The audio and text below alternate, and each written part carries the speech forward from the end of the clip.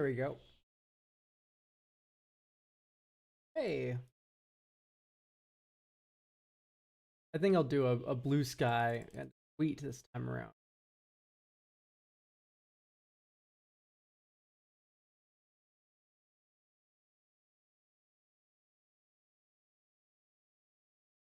Watch refresh for next Tuesday. Live, give me primes and hang out. Oh, that's the blue sky post. Hello, mining lab. Crime Desert Nation. What's up with you in the crime deserts?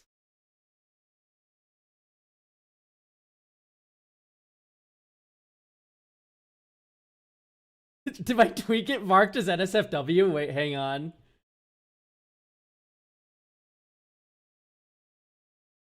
I guess this post got marked as NSFW. It was a really good lamb. I don't know if I was like coming over it or not.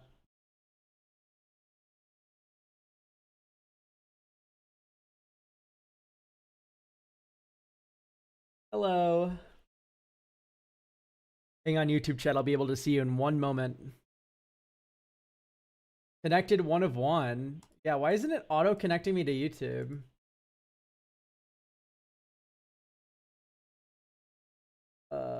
Broadcaster account auto connect on. There we go. I can now see YouTube chat. Hello, everyone.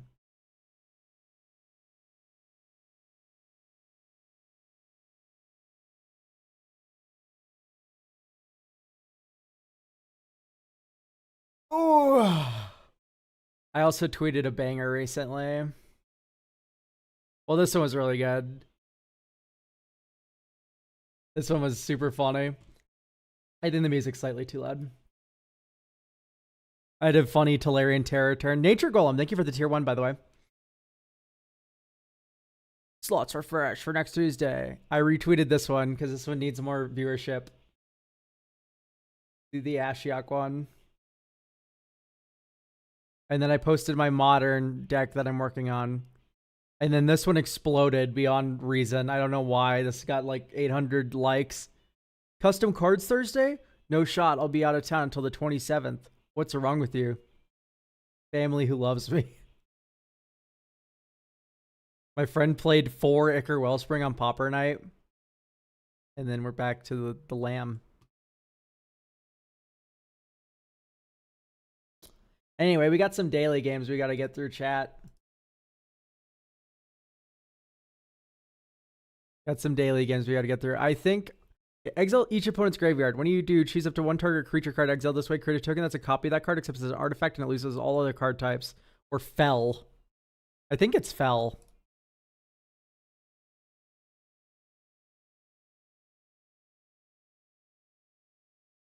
Soul Flare.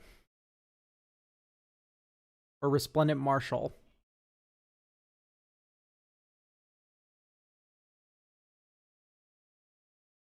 So put a counter on everything else.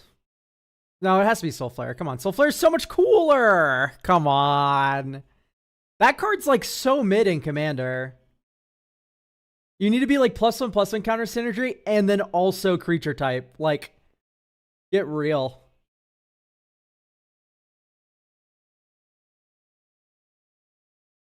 That's a cool common.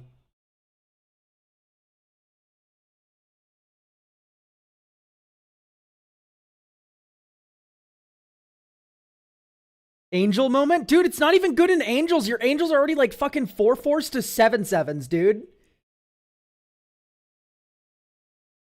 This one's Oketra's Monument, no matter how good Rose Room Treasurer is. Like, it's not always right to go with the precon card. Fuck, these both suck. Let's go ogres. I know, but they don't know that. That's very true. Okay, that's Tainted Pact. Fucking Relic Barrier.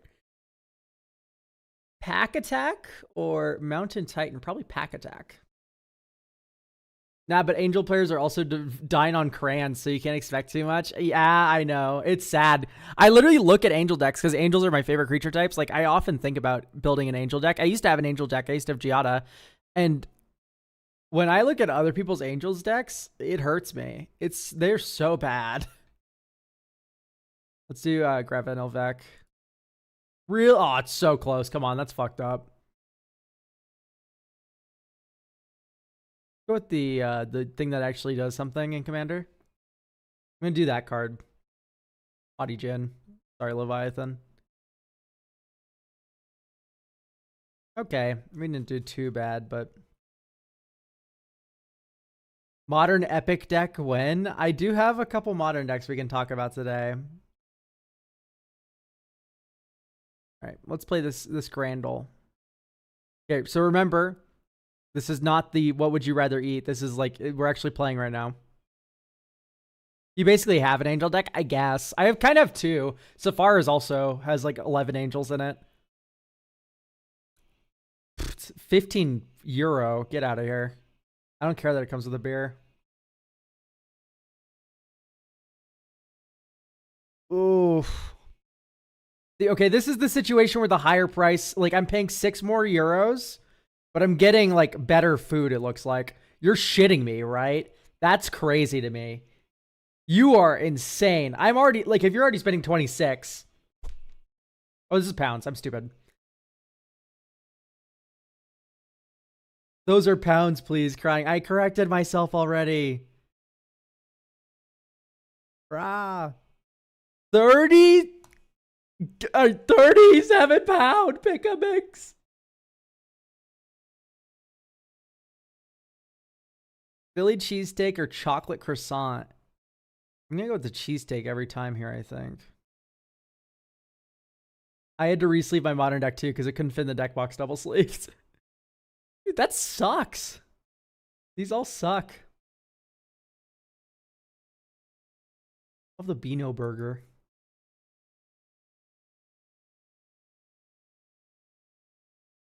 Euro. Double cheeseburger. Kiwi and sausage pizza or vegan kebab. So here's the thing. This is probably fire as fuck.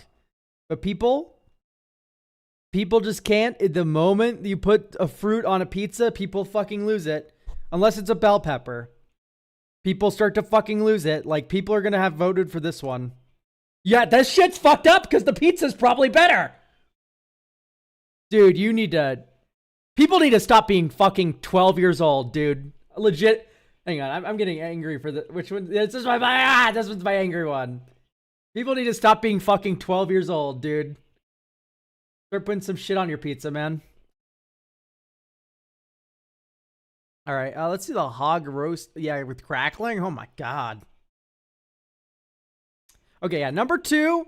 This shit's fucked up. This one is not true. Who would actually vote this way?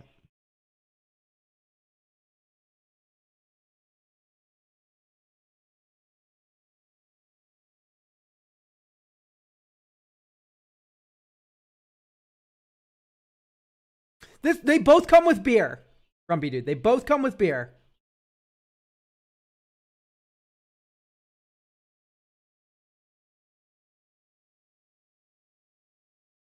Yeah, I'm fucking mad because this is fucked up and 9 is fucked up. The fact I was right about this makes me so mad because this kiwi pizza is probably fire. As someone who likes pineapple on pizza.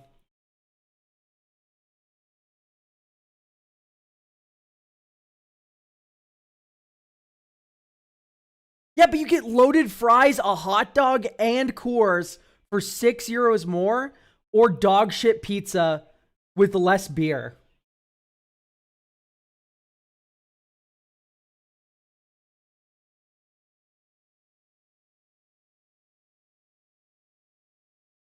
Coors. Okay. They're both Coors. One is Coors in a plastic cup. Let's be real. That ball game ain't giving you anything else but Coors. Elk beer tier list. I would happily do a beer tier list. Not today, though. We have to do the Spellify. What the fuck? Oh, it's inverted because of my fucking extension. I did not think about this. Tap. Tap and this is Springleaf Drum. Sorry, I'll make sure that this is turned off in future for this website. I have something that inverts the web pages now because I have to look at Google Docs all day while I'm fucking writing my scripts, and I cannot stand the bright white fucking Google Docs beaming into my fucking eyes for that long. You know what I mean, chat? Like, that's just messed up. So I downloaded an extension that inverts all the colors. Oh, that was magic. How'd you do that? Dude, it's just Springleaf Drum.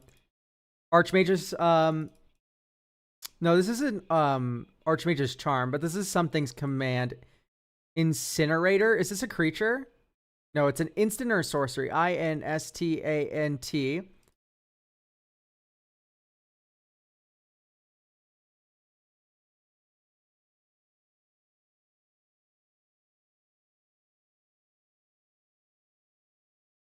There's a native dark mooks and there's a native in Google Docs. I didn't know that actually.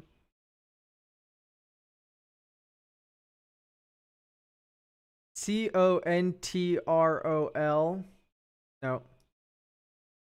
U.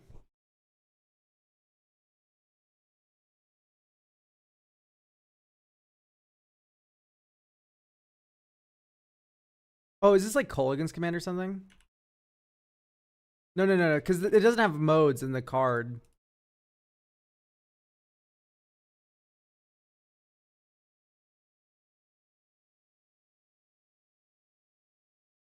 UCONTR.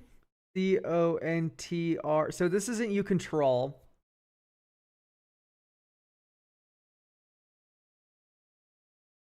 Okay, so what is this 4-letter word with the apostrophe? This is very identifiable. Because it's not owners.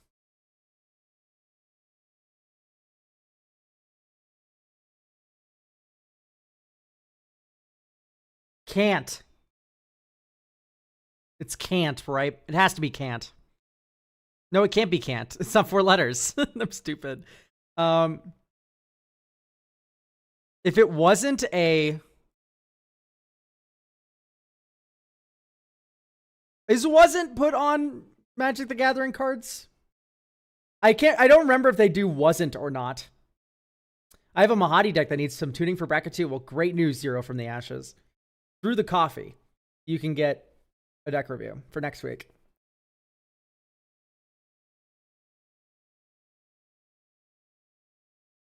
For each opponent. For each OPPONENT, you...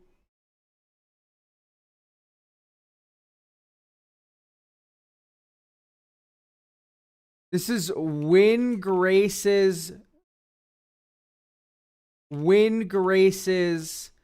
Judgment.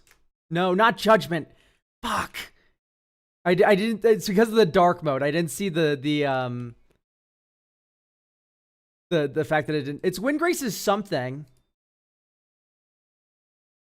It's the 3 black-green sorcery that for each opponent you blow up something.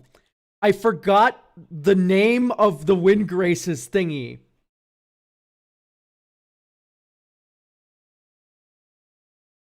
It's not Wingrace's Judgment.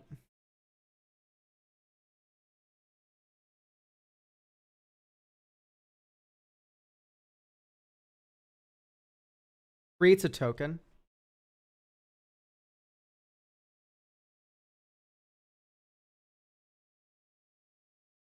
Okay, so it just isn't Judgment. I see. It's not a 3 CMC card. You're falling into the trap. This does not mean 3 CMC. This could be 5 black. So it's not Wingrace's. Yeah, I wouldn't have pressed enter if I saw that it didn't fill it up all the way. For each opponent, you DESTRO exile? EXILE, no. You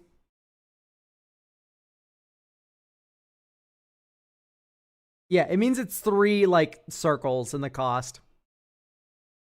You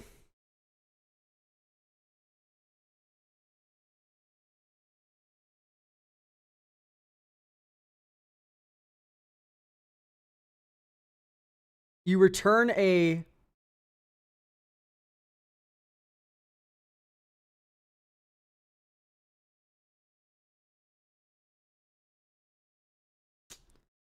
So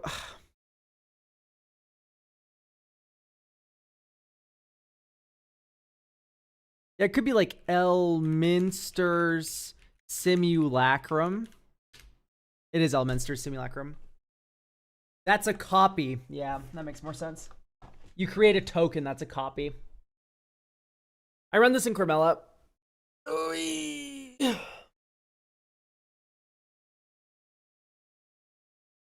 Great. Is there a new crossword? I don't think so, right? Yeah, no, this is the same one that we did.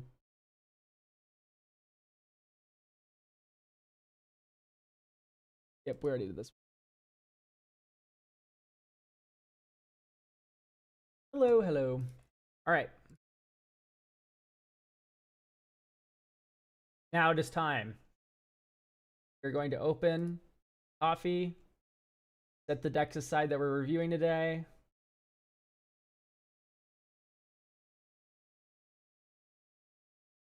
Day 5, Tuesday.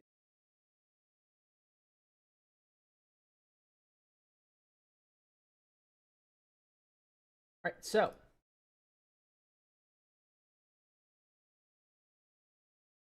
do we have Trifer? Trifer.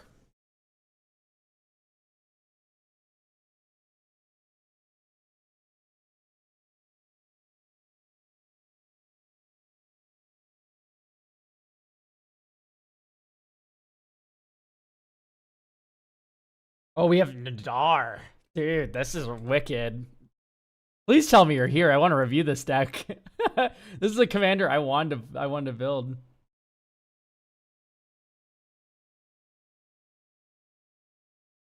All right, it does not seem like we have Trifer here right now, so hopefully it comes up later. Another D&D commander. We have Zevlor.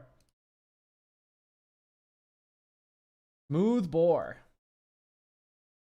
Phoenix, are you Smooth Bore or are you Trifer? I see you say hello. Or maybe you're just saying hello, in which case, hello. Welcome to the stream.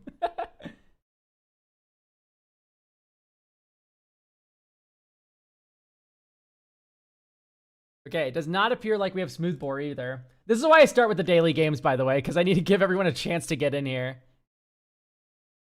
I'm Phoenix, I see. We have I can't speak. Yehelito. Yehelito?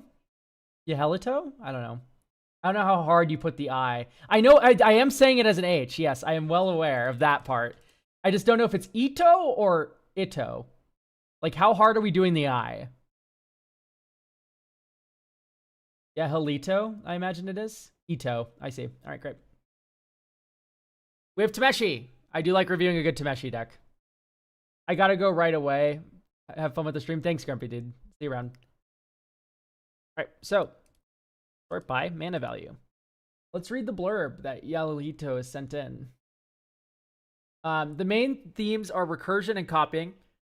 My win cons are 1, a bunch of artifacts into Cyberdrive Awakener, 2, copy Salvation Engine multiple times to build a rated up army of artifacts, or 3, incremental mill to multiple exhaustive River Churn Monument. No game changers and preferably cards less than $20, but no real life limit since I proxy. Sure. I just need to run the cards by my pod.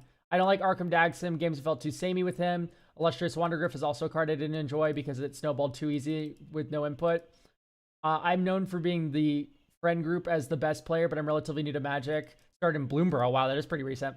I wanted to start playing outside my friend group, but I don't want to pull up at a table where the deck is too weak or too strong. I wanted to hear what bracket you think this would fit in. As you're describing it right now, it is sounding kind of 2-ish, but I need to look at the card quality before I can really make a decision on what bracket your deck is in.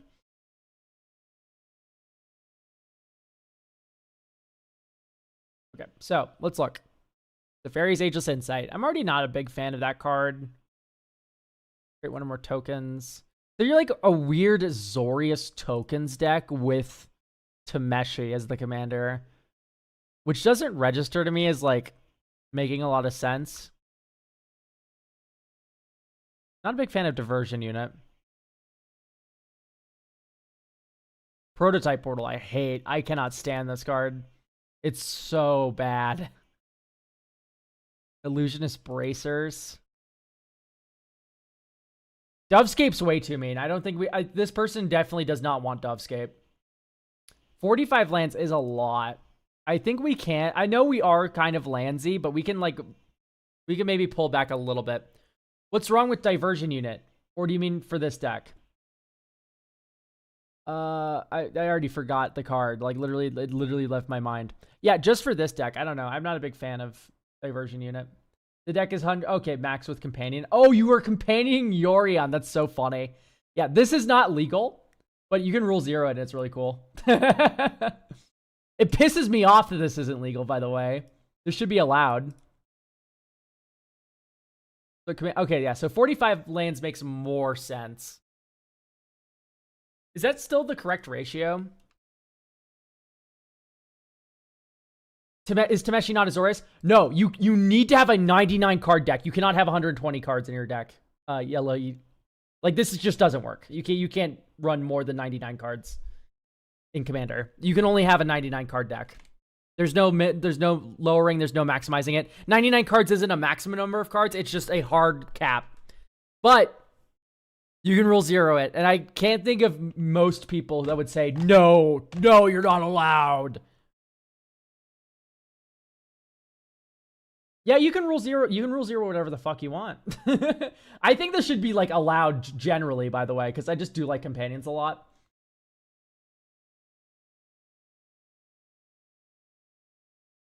River turns for opponents. I think the joke here is that River Turn Monument with Tameshi, like, goes ding, ding, ding, ding, ding, ding, ding. Yorion is not a meme companion. Yorion is very good, but if you're playing like this, like, kind of deck, it's probably fun. Okay, I'm already not a fan of Master Transmuter. It feels like a lot of investment for not a lot of payoff. Same thing with Prototype Portal. I really just can't get behind Prototype Portal. Here's what happens. You play Prototype Portal, you imprint it. Maybe your playgroup doesn't run that much interaction, but, like, it's a lot. I'm not a big fan of it. Slagstone Refinery. Another non-token artifact you control. Like, are we sacking a lot? We have a Dagia. We have Sand Scout. Good on you. I'm really proud of you for knowing about Sand Scout. Okay, I don't like Karoo, Lotus Field, Lotus Vale. I'm never a fan of these lands, even for, like, a catch-up ramp kind of archetype.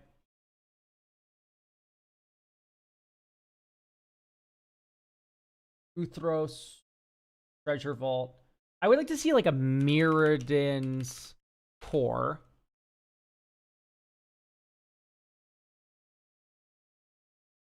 No, Phyrexia's Core.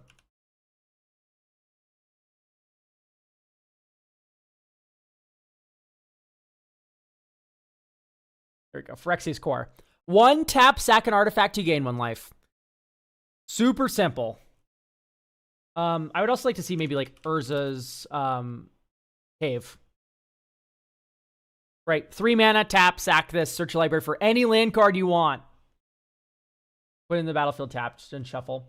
Also, running no... I'm going to cut Darksteel Citadel here.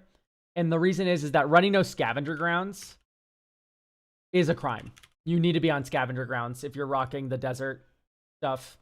Like, this is just a tutorable Grave Hate card.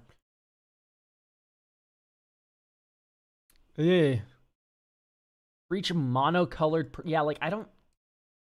Not a big fan of this. Okay. This is worse than Darksteel.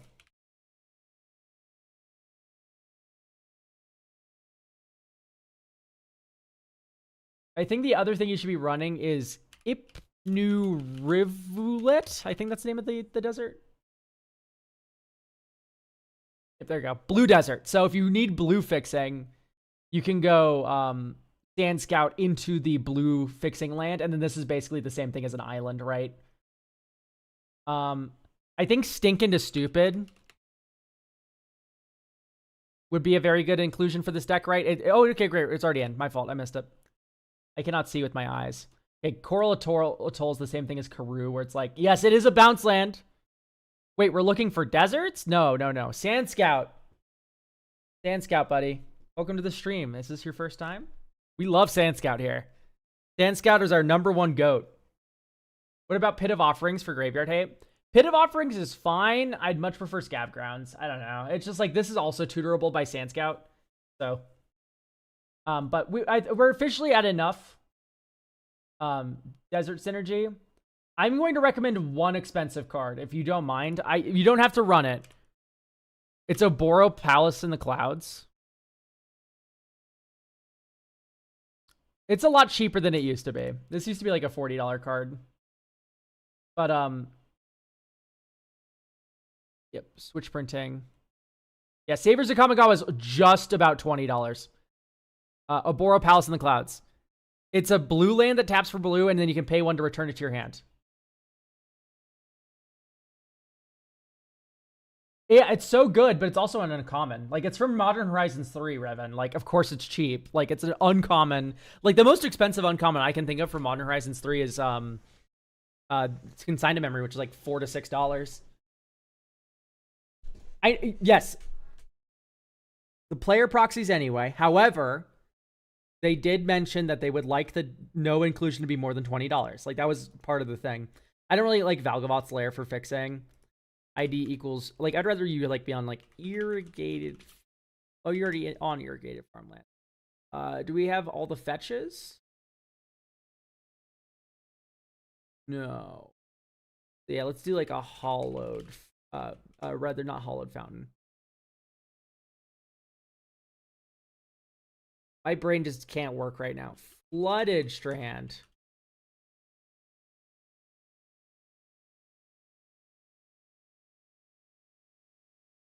Valgavoth and the other artifact lands are to have something cheap to recur with Tamashi. I understand the Tamashi loops you can do. The artifacts, like Ancient Den stuff, is the way better way of going about this.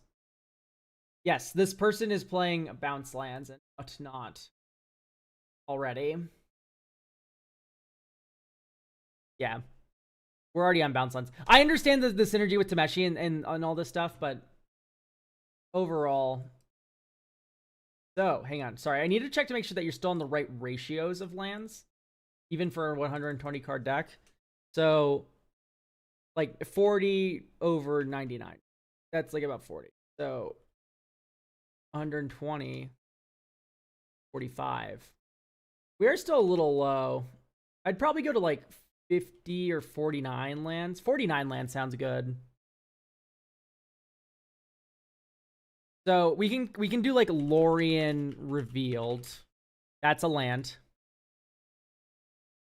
Right, this has land cycling 1, so it's kind of like a land. Yeah, it's like the Delirium is issued. I think it averaged to 37. 37 is too few lands. I would not run 37 lands in a deck like this. What's the target bracket again? I would say about 2. There's a Desert Bounce land. Yes, Arid Archway's already in.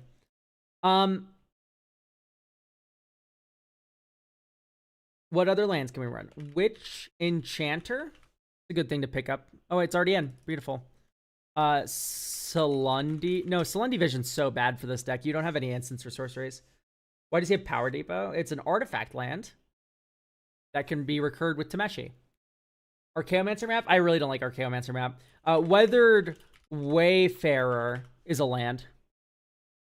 And it also is a land tutor. So it's a double whammy there. So now we're at 46 lands.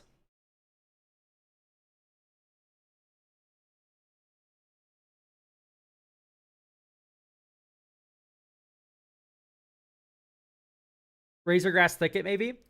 Yeah, I was thinking more like, this is like a tokens deck, so like Kabira Takedown. Right? Feels more in line.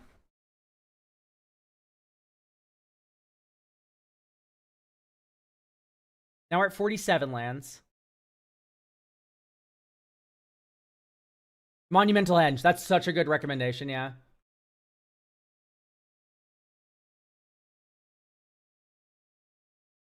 It's meh, it's a tapped colorless land. Yes, I think you we need to lock in a little bit here though. Like, yeah, sure, this is a tapped colorless land.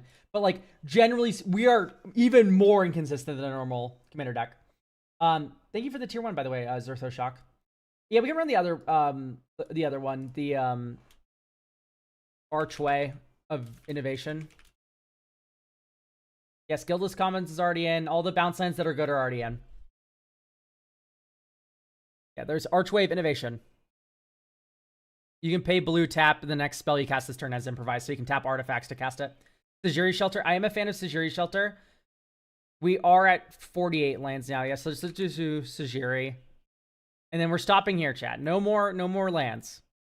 So now I guess let's talk about cuts.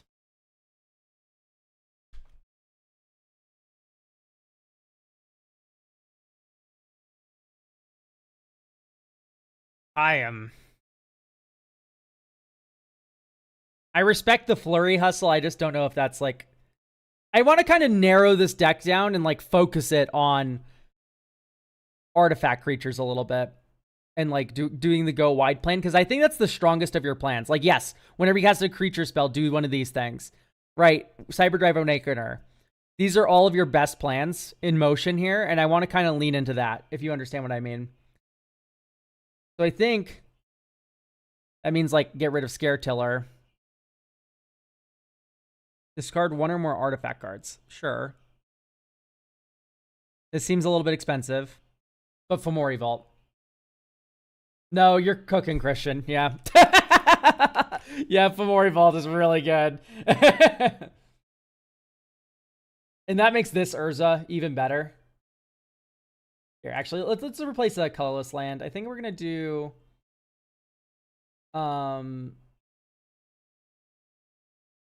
Exalted Sunborn's way to win more. I have good ideas.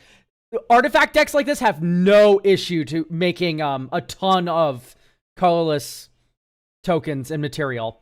We're gonna have no issue with that once we get started doing this. Damn, it looks like most of the other slots are actually already taken. Illustrious Wandergriff. That was actually mentioned in the primer as a card that they didn't like because it was too little setup for too much payoff. They just weren't a fan of how it played. So, yes, I can see we already have Forensic Gadgeteer. So my question is with the Forensic Gadgeteer right here, why aren't we on something like a the stupid fucking shark, Chrome Host Seed Shark?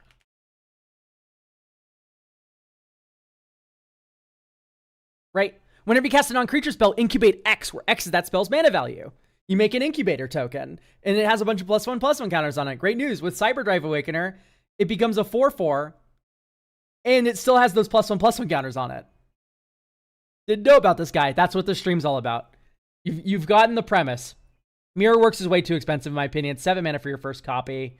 I like Salvation Engine. Do we have Tempered Steel already? We don't. Tempered Steel. Artifact creatures you control get +2/+2. No, not Monastery Mentor. Let's go for, like, artifact tokens. I think this is a fun idea. Simulacrum is 70 cents. Why would I put a bad card in my deck?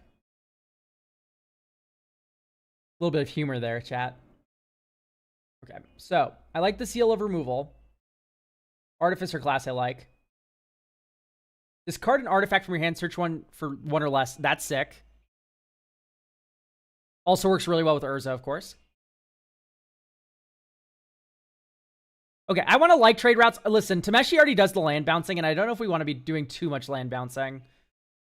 Do you know about the Lotus Petal tech with Tameshi? Or not Lotus Petal, sorry. Lotus Bloom. So the joke here with Lotus Bloom, yeah, it generates a ton of mana. That is something funny. I think it's better for combo decks, but it is something to keep in mind. Too fast. I see. Fairy Artisans. Yeah, Fairy Artisans would work pretty well, actually. But, I don't know. Like, Fairy Artisans is really easy to play around, which is my only concern. And it doesn't go wide. Like, take into account something like a, hang on, let's cut this. I'm just going to cut a few of the token generators that are already in the deck and replace them with, what, in my opinion, are better ones. Yeah, Stride Hanger is broken as shit. Hangar. Stride Hanger Automaton says, whenever one or more artifact tokens would be created, you make that many plus an additional Thopter. Simulacrum Synthesizer is $30. Yeah, it's too pricey. I don't like encroaching mycosynth. It kind of just makes you vulnerable to like removal more than it helps you. 1,000-year elixir. And I guess you have a couple tap abilities, but it feels like it synergizes with too little. I love repurposing Bay, the Everflowing Well, River Churn Monument. What's the World Waker Helm's already in? Very good to see.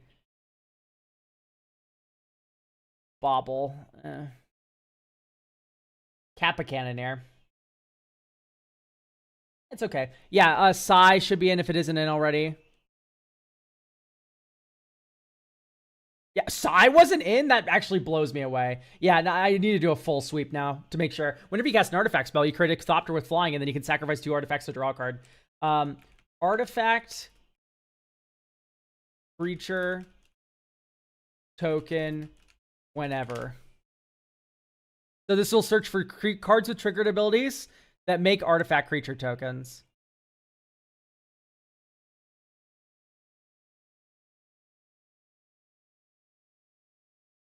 Is this a Sharding Sphinx deck?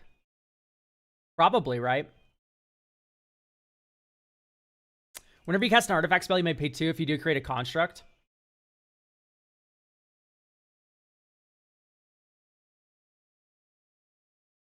Not bad. Whenever one or more non-toy creatures you control attack a player, you create a toy artifact creature token. And then all of your creatures have power and toughness equal to the number of creatures you control. Wow, this is perfect for this deck. World Waker Helm's already in. And I've already explained why we can't do Illustrious Wanderglyph, Jack. Whenever you cast a spell with mana value 4 creator, create a Thopter. Fairy Artisans does do it. It's fun. I just don't know if it's that good because it didn't go wide. I don't think Thopter Spy Network's in already. But we're going to see it with this search. Like, that was in my mind while we were scrolling this. Decadent Core Guidelight, it's okay. With the 120 card deck, I'm a lot lower on that card. It's just like, it's going to be even more inconsistent to get max speed. It's like, whenever you cast an instant or sorcery spell, nah, but it's 5 mana. Whenever you cast an artifact spell, create a mirror. At the beginning of your end step, draw a card, then discard a card. Then if there are 15 more artifact cards in your graveyard, target opponent loses the game. Those are both good modes. Mirror Battlesphere. That's fun. I'll put in considering. Whenever my rel attacks, create a colorless where X is the number of soldiers you already control. B, thanks for getting a deck review for next week. And hi, Trifer. We'll get to you next. Are certain archetypes banned in budget because of the staples, tokens, for example? Why is tokens banned? Like, literally, this is so broken. Tokens are, in fact, probably the most broken. Okay, Sharding Sphinx in as well. Sharding Sphinx is so good. Whenever an artifact creature you control deals combat damage to a player, you make a Thopter. And then it's an artifact creature itself, so you get exponential tokens.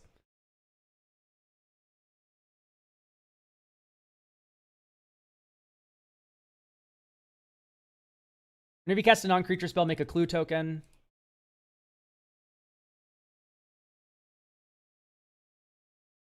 Okay. We're now 2 cards over. Yeah, I'm not a big fan of doublers. What's the 4-mana Mycosynth card that makes all your permanents, artifact, graveyard, and field library? I cut that card. It was in the deck and I cut it. Reason being, I'm just like, we're already on like 40 artifacts in this deck. Put that card on top. I mean, it makes sense, right? Like, yeah, not Lattice. There's a different one. I'm well aware of the card. I cut it from the deck because it does too little. 4 mana do nothing. It's legitimately very slow.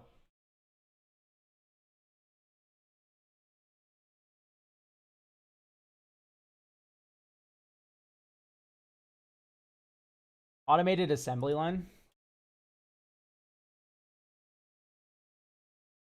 I don't know. Every 3 creatures that hits, I get a 3/3. It's like, that's so low as hell. We don't have any other stuff like that. I'm gonna cut Milliken, and we need 1 more cut.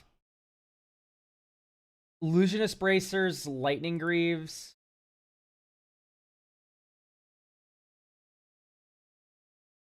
And then let's run 1 more artifact.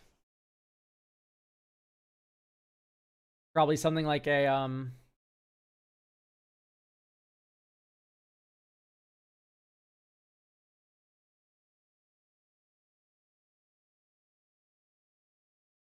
What's a good artifact for a tokens deck like this?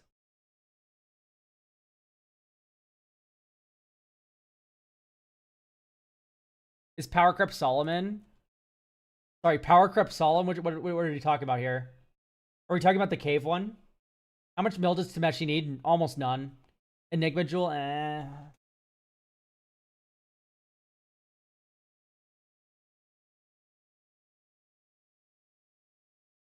Glad to hear, Ethan. Thank you. No, I can't remember the name. Exile's Graveyards. Oh, yes. I know exactly the card you're talking about. Dauntless Scrap Bot. Very good idea. You get a lander token when this enters and exiles each opponent's graveyard. So some more grave hate. All right, let's play test this now. We're going to notice that the token theme's a lot more consistent, hopefully. So, draw. Zajiri Shelter tapped. Next turn. Kabira Takedown tapped. Next turn. Sand Scout. See, like, if we didn't draw Hydroelectric Specimen here, this is where the Ipnu Rivulet would have saved you. Right? Before, you just had Arid Archway and Conduit Pylons. These were your only two deserts in the deck.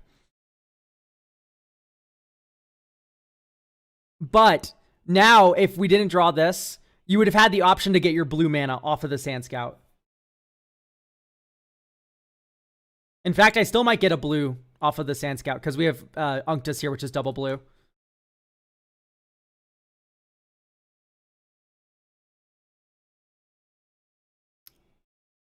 Right. Next turn. Enters Fair. Walking Atlas. And let's tap Not Like an Idiot. And then we can go Unctus Grand Metatech.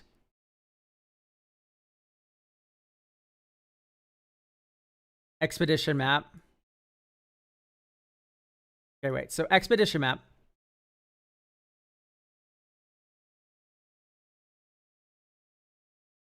Stridehanger Automaton. Emery, Lurker of the Lock. Mill 4. Okay, well, we milled 1,000 Moonsmithy, which is fucking awesome. Leo, thank you, by the way, for getting a deck review for next week. Shimmer Dragon already there. Shimmer Dragon's not bad. I don't know if it's that good either, though.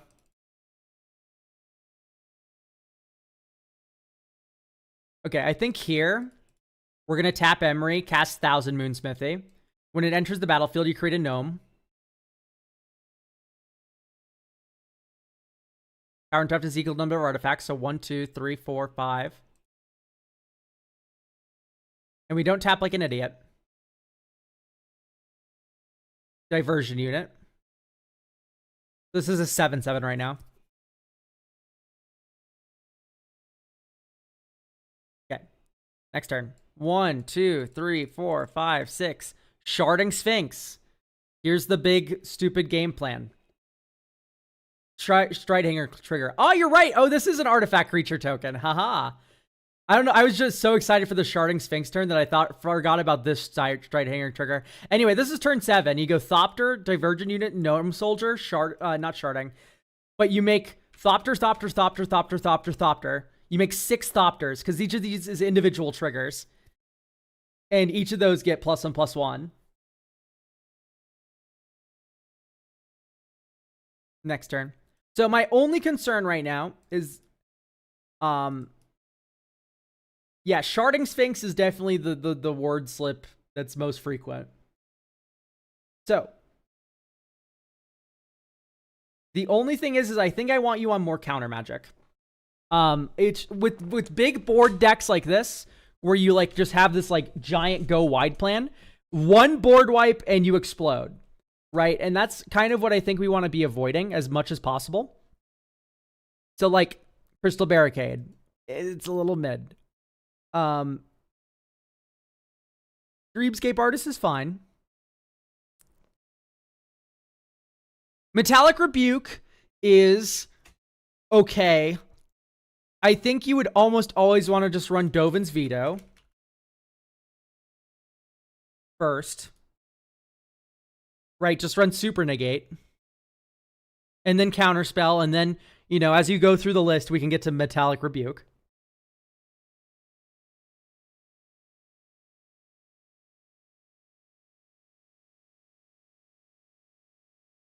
Access denied. Like, yeah, there's plenty of options. I'm just trying to think about how to not cut any more artifacts from this deck. I think Court of Ardenvale might be too slow. I know it kind of works with our self-milling stuff.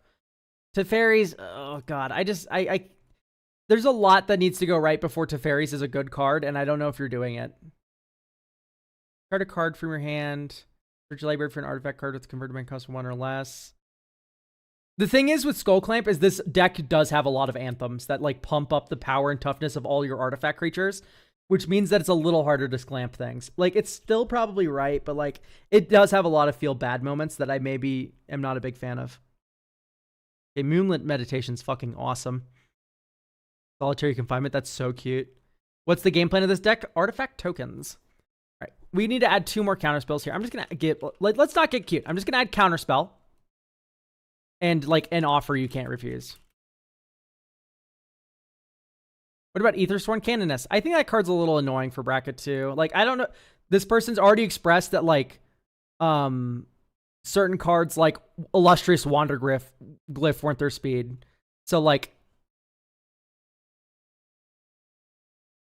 oh, Dusk Dawn, yeah. We can get rid of Dusk Dawn. I like the Winds of Abandon. Let's actually, okay, instead of an offer you can't refuse, let's run Muddle the Mixture. Elk Classic, I know, but oh, you already have Muddle the Mixture. This is brilliant. This is perfect. Okay, great. An offer you can't refuse. So the thing with Muddle the Mixture, of course, is you can get Winds of Abandon with it.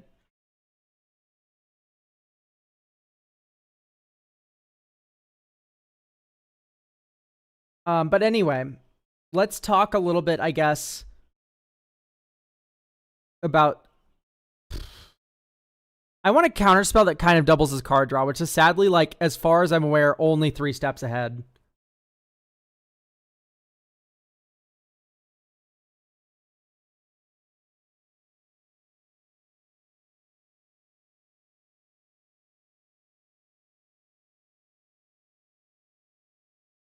Confirm Suspicions. 5 mana, make 3 clue tokens. Wait. No. Let's do,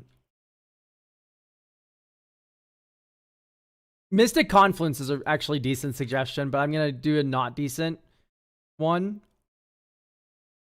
Is it access denied? Yeah, counter target spell, then you create Thopters equal to its mana value.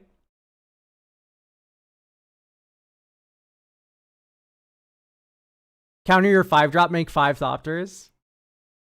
Play Sharding Sphinx next turn. Oh. Okay. Draw.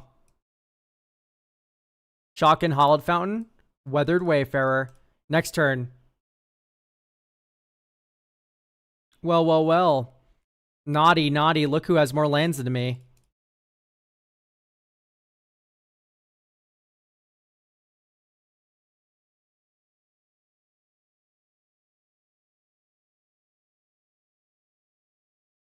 Monumental Henge. This can get any land, by the way. This is why this is so good. Ancient Den.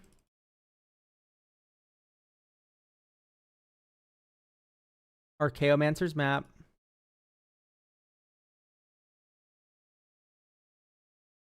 The green player, I assume? No, every player does, so long as you're not going first.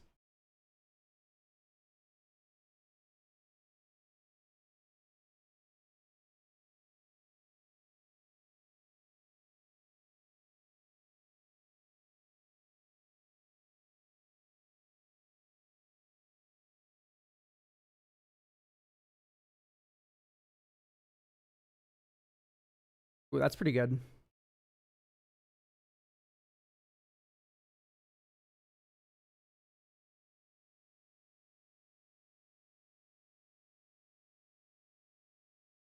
Loyal Inventor. Let's get something like,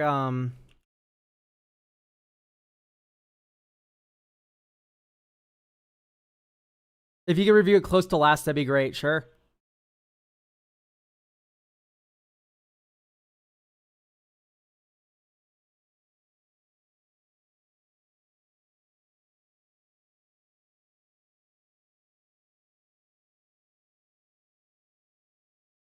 Get Repurposing Bay.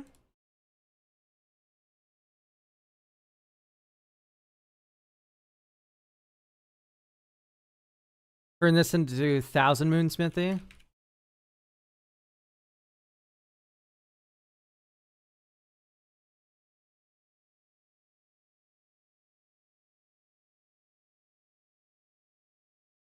Beginning of your pre-combat main phase. Okay, so that's not going to happen until right now. You may tap 5 untapped artifacts and our creatures you control. 1, 2, 3, 4, 5. Transform this. Does it untap? Nope. But still, that's online now. Tamashi. Moon Silver Key.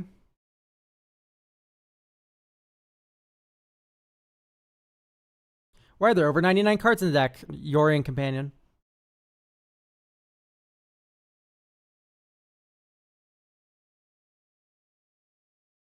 Okay, it's official. I don't like Soul Talisman. And I don't like Moon Silver Key in this deck. There's just not enough that it kind of does.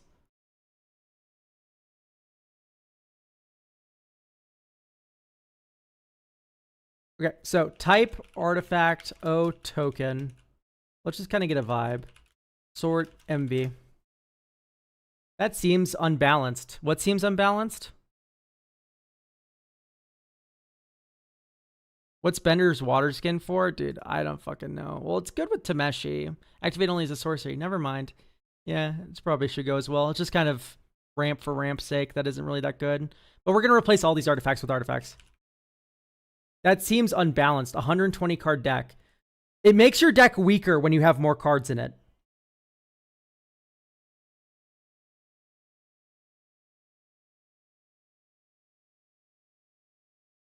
Water skin untaps every turn. I know what the card does. It's not that good. How many cards do you have victory chimes in?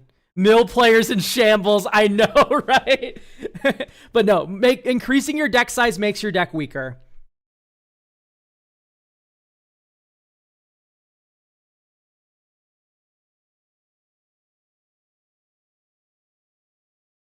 I love how Glarb is considered the best sea monster commander, even over Kinesis and Runo. I think the quantity of EDH rec decks that are running Glarb is because there are a bunch of cool Dimir sea monsters and a bunch of cool Simic sea monsters, so they want to play them together. But simultaneously, on top of that, like, I don't know if you should really trust EDH rec to, like, justify how good one or the other is. Like, it's the best if you want to play Sultai sea monsters, yes. I think Kinesis is the best. I think Runo's the worst. I think Glarb's somewhere in the middle. Retrofitter Foundry? I was thinking about Retrofitter.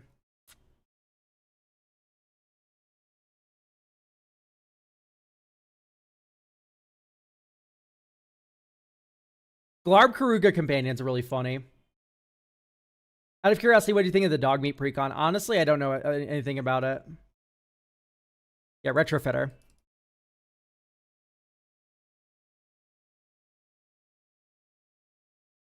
We do have Uthros in this deck. Yeah, sure, fuck it. Retro.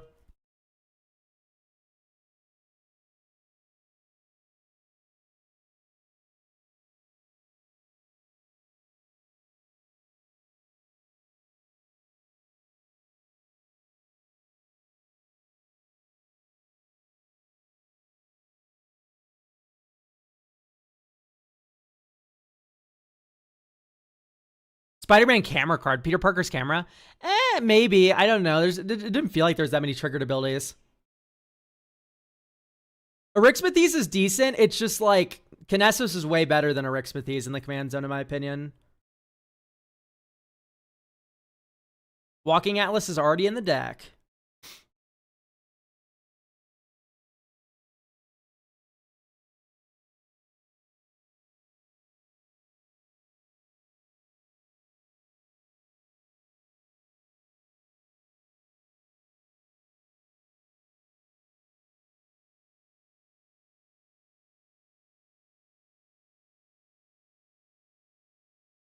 It doesn't make artifact tokens, but is Glaring Fleshraker too much for bracket 2? I think no, and we just don't have a lot of colorless spells is the only issue. Like, despite being an artifact heavy deck, a lot of our artifacts have a color. Maybe just Staff of the Storyteller. Whenever you make one or more tokens, you put a story counter on this artifact, and then you can start drawing cards.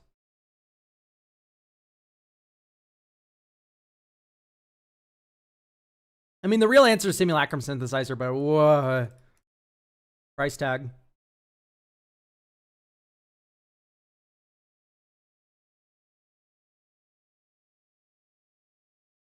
The camera can copy activated abilities, so commend ability. I don't know if that's that good.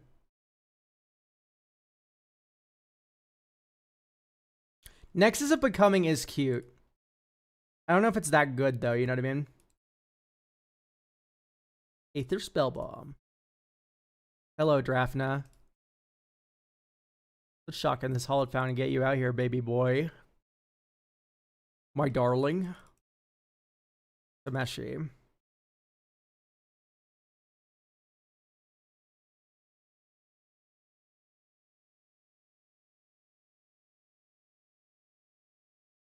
Alright, so Weather Wayfarer.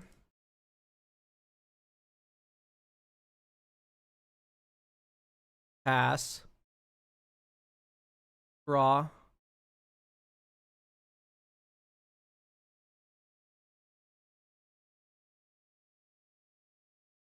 Type Island.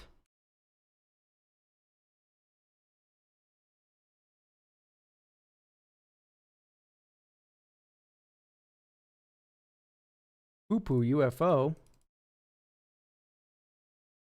Dauntless Scrapbot. Lander.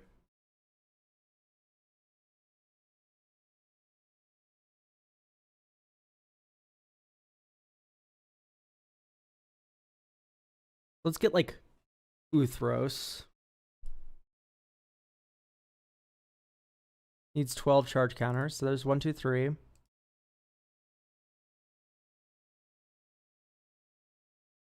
1, 2.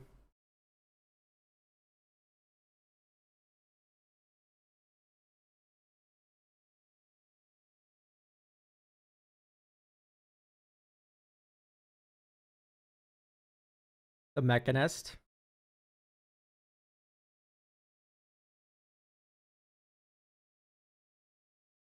Okay, so now you go tap the Mechanist.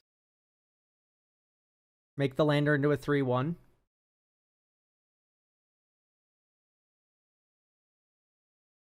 That's 12.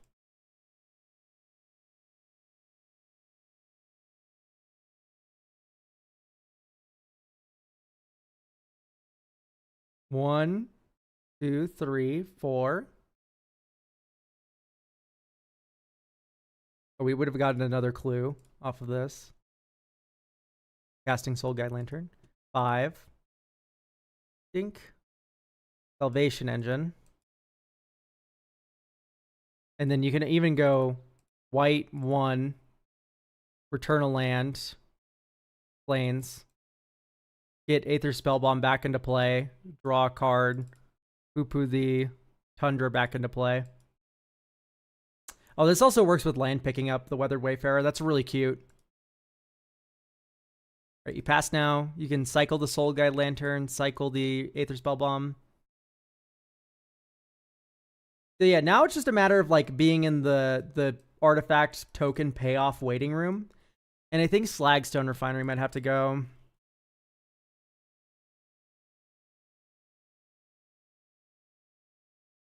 Okay, I kind of like Training Grounds as a card, but I don't know if we're activating Tameshi enough where I like it.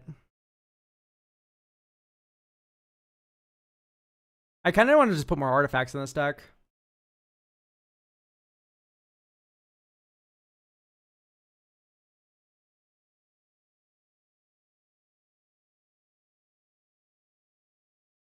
Okay, I like Battle of the Black Flag as a card draw spell, but I don't know if... Like, I would rather just have more artifacts. More.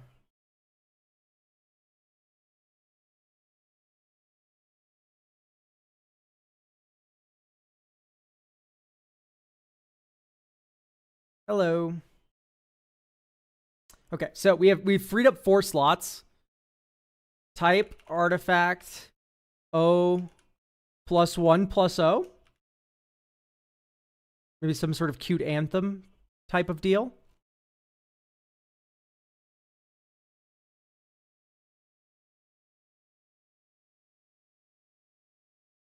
Scuttlemutt. Scuttlemutt's the like weird little scarecrow, right? I don't know if I really like it. Like you can't name colorless as the chosen color.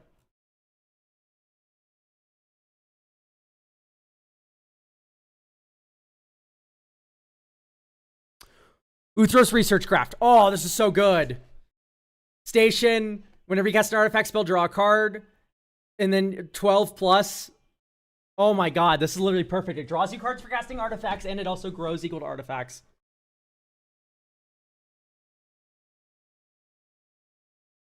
The Astrolabe. That one's okay.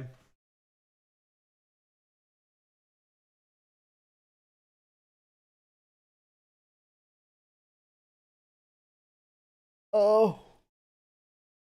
Master of Ethereum. Power and deficit are equal to the number of artifacts you control. Other artifact creatures you control get +1/+1. Sure.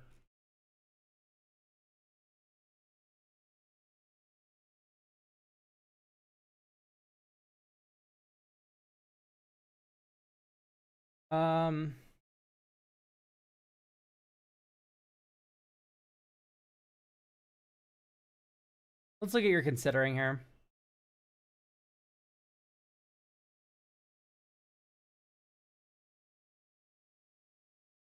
Not really digging most of this, sadly. Braided Net. Braided Net is fun enough, yeah, for sure. Draws a lot of cards. 3 net counters. You can remove net counters to tap things. And then you can craft it. Flips into Braided Quipu, which can then draw a card for each artifact you control, and then you put it back in your library. Forensic Gadgeteer is already in the deck. Hilda's Crown is fun. You're not wrong. Yeah, sure. Hilda's Crown of Winter. And then you can buy it back with Tameshi. Yeah, that's not that bad. Right? Just 6 mana, you draw a card for each tap creature your opponents control, and then you can bring it back with Tameshi. Alright, I think this is good to go. It's also just a tapping. Like, it's literally just like an Icy Monolith or whatever it's called. Icy Manipulator.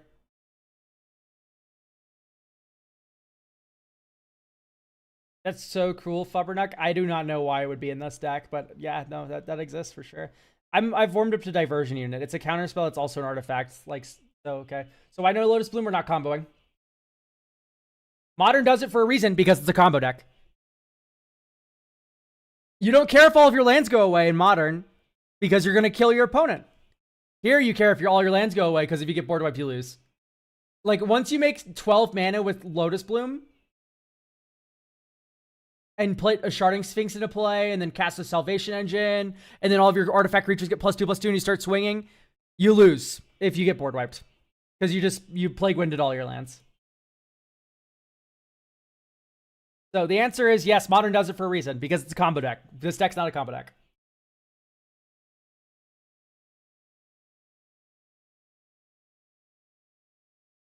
It's not, yeah, like you would return 1 land to make 1 mana, like 5 mana, great. But like also, let's just slow burn it, it's okay. Anyway, we're past that deck. Deck is good. Great job. All right, as promised, Trifer's up next.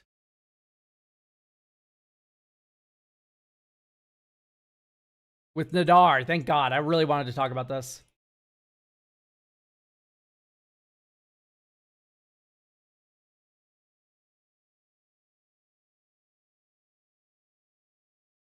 All right, let's read this. This is the first deck I've ever built, and I'm pretty new to Magic the Gathering. The deck is built based around my D&D character, Nadar. And just another blank deck with the twist of running through the dungeons. Not much restrictions. I know it's a bad commander, but I want to compete in bracket 3 without feeling like I'm far behind others. Looping through the dungeons and Blink theme is fun, but I don't usually know how to transform that into a win. Just going with big creatures doesn't seem to work, although I can find the right infinite ETB dungeon loop drain right now. Okay, so anyway, let's talk about initiative. Do we have initiative creatures in here? Venture into the dungeon. No. So like, let's not run any card that says venture into the dungeon. That sucks, which is a lot of them. Radiant Solar is the venture into the dungeon card. That's actually fucking stupid strong. This card is ridiculous. I need you all to take notes about this one. This card's messed up. All right, Thug Shaker out. I don't really like that card that much. Solemn Simulacrum does feel a little slow for what you're trying to do, which is be a, like, kind of low to the ground white deck. Like, look at that. I don't like Panharmonicon. I don't like Conjurer's Closet. Like, Conjurer's Closet's fine if you're doing, like, ETB value loops, which I don't even know if you are. Charming Prince is fine. Here, let's put back the Conj Closet. See how we feel. It's just like with Teleportation Circle. I'd love to know your opinion of Moonshaker. It is not a bad card, but it is very often overplayed. I do not think most decks make good use of Moonshaker Cavalry.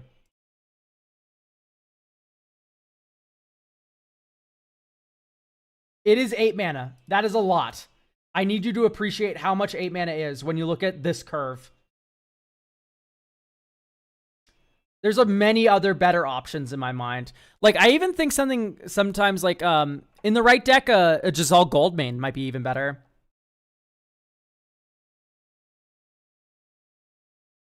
Okay, let's maybe not Elspeth. I think it blows up like a decent chunk of your objects, and then when the Nanar Anthem is live. All right. So, we're going initiative. All of these cards that say Venture in the Dungeon got better after the Undercity was printed.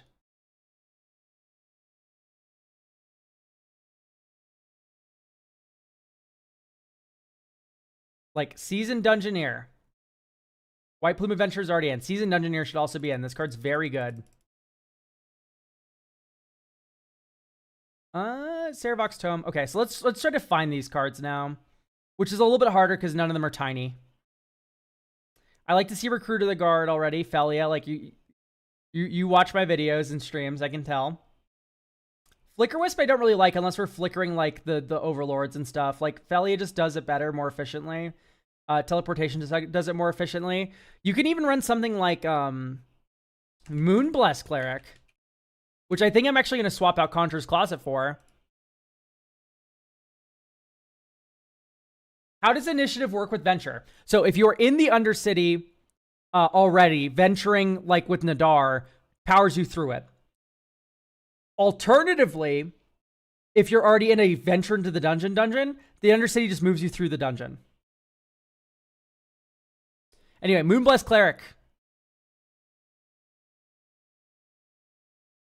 Use the D&D one because it's the joke. Was because I thought I need more flicker creatures rather than instants. I agree with this. So like Cloud Shift, I do not like as a card. I don't like one-off flickers unless they have other utility like Parting Gust. Ephemerate, for example, very good. Rebuff the Wicked sucks. There's actually, I mean this, chat. There is actually no reason to run Rebuff the Wicked. It is strictly worse, and I do not use that lightly. It is strictly worse than multiple cards in Magic the Gathering.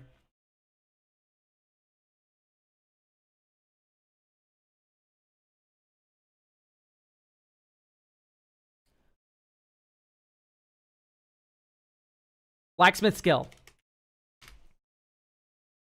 Target permanent you control gains hexproof and indestructible until end of turn. If it's an artifact creature, it gets +2/+2 until end of turn. It gains hexproof and indestructible. This protects you against board wipes in addition to targeted removal like Rebuff would. However, this also, like if someone goes like Decimate, destroy target artifact, your target creature, target enchantment, target land, you can go in response, protect my target creature, but all the other shit your opponents were targeting gets blown up. There's an alternative world where they have target some of your things, in which case Rebuff is better in that exact instance, which is so fucking narrow. So almost always, whenever I see Rebuff the Wicked, you should instead run something else. If you want something for the lulz, run Mana Tithe. This is the for the lulz card.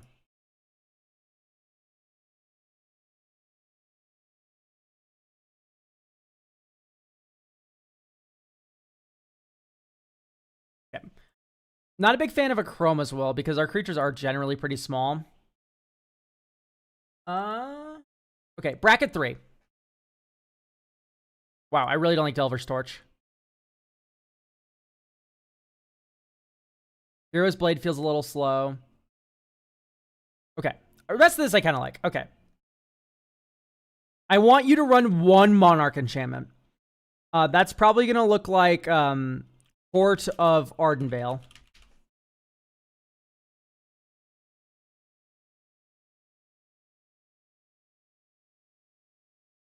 So, Court of Ardenvale.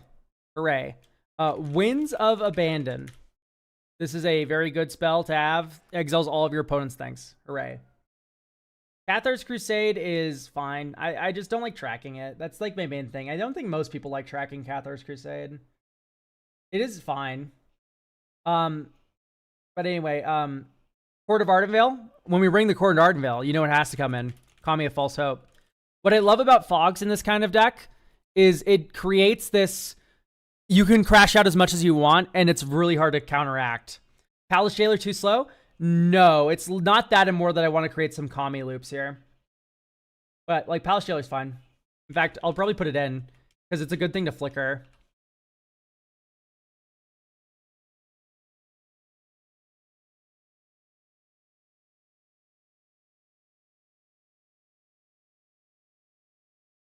I'm fine with Cathars in a weenie deck, but if you're a token deck, I'd rather die. Yeah.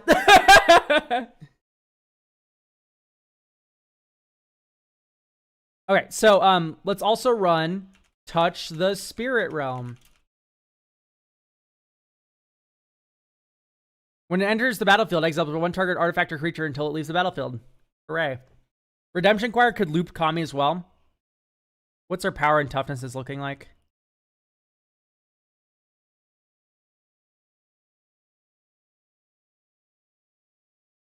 Not bad, actually.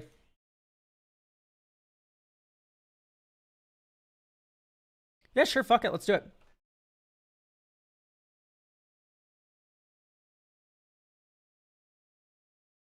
Redemption Choir sounds pretty good to me. I've been enjoying the Sariema. Yeah, Sariema should probably be in. You can get Felia, Lauren, Mavinda, Mongara, which I'm not actually a big fan of, so I'll probably cut that. Preston's very important. And so is Elish Norton. Okay, yeah, no, the Sariema needs to stay in. Is he running Avatar's Wrath? I don't know if I really like Avatar's Wrath. It's not like quite a flicker spell in my opinion. Instead of Flawless Maneuver. Okay, once again, don't like one-off flickers. Let's not do that. Let's run Solitude, which I know is just kind of like a good card, but like it's just like we're already running Path or Swords, like, right? Like, come on.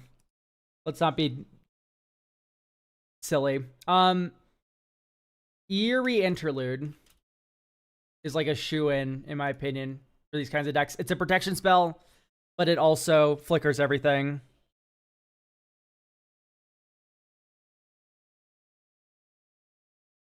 Scout for Survivors? No, but now they've mentioned Scout, let's make this a Sand Scout deck. Which also will bolster our land count. Okay, great, because I wanted to put more lands in this deck anyway. Okay, we don't want to cut too many planes because Amaria's in here. Let's get rid of Buried Ruin. I don't know if we have an artifact we really care about that much anymore. Blast Zone is okay. We could just run... We already have Generous Gift, right? No, we don't. Okay, let's run Generous Gift. What is your favorite Nephilim? Probably Ink Shredder. That's the one that copies everything, right? I like that one the most. Secluded Step I hate. No. Okay, so we have room now for type Desert. Sort USD. Our Vandervale is like 3. Last Step Corey's cute, but I don't know if it's that good. Let's just run it. Arid Archway, because we can flicker the Sand Scout, and then we're no longer ahead on lands. Scavenger Grounds for Graveyard Hate. Chefet Dunes for fixing. Desert of the True. I mean, like, I don't know if we're flickering Sand Scout that much, though. Okay, so let's run.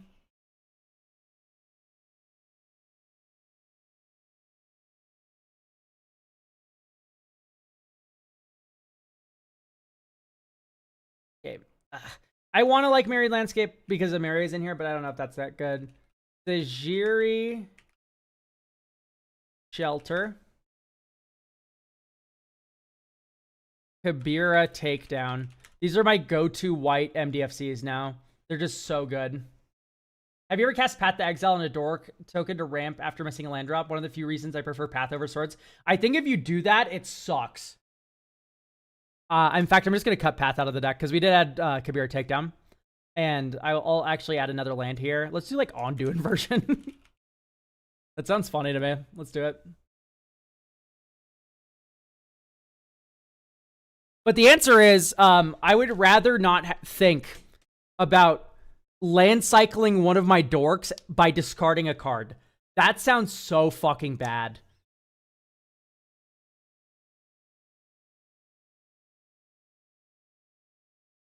Oh, this doesn't have any colored mana. Okay, this is keepable. Well, we don't have to put anything on the bottom yet. Chivalric Alliance. Didar. Let's do Phandelver first. I always like doing Phandelver first. Top that. All right, here's Tithe. You don't pay, you don't pay. I discard a card. Damn, all my cards are really good. All right, discard a card. Create a knight. Next turn. Combat, swing, swing. We have one treasure token. We draw a card. There's Solitude. Player land drop. Pass. 1, 2, 3, 4, 5.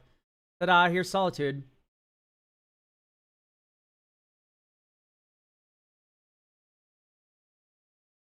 One, two, three, four. Rogue's Passage, Nadar. Swing with Knight, Nadar. Draw a card. Oh, so you should be venturing more. Create a treasure token. Put a counter on a creature. And then 1, 2, 3, 4. Felidar, Guardian, Flicker, Nadar. Or actually, maybe put a counter here instead. Draw a card. Hooray, we beat a dungeon.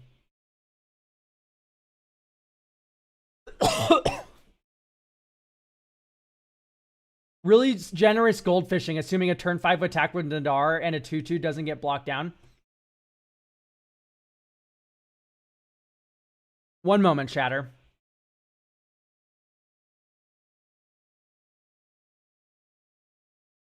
All right, draw.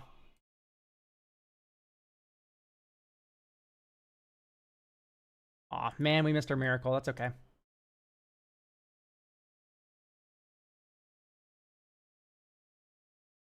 So, Brainstorm.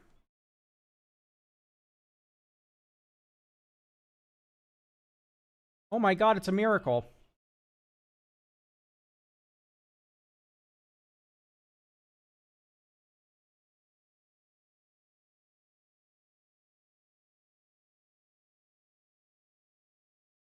Okay, you attack me with Nadar.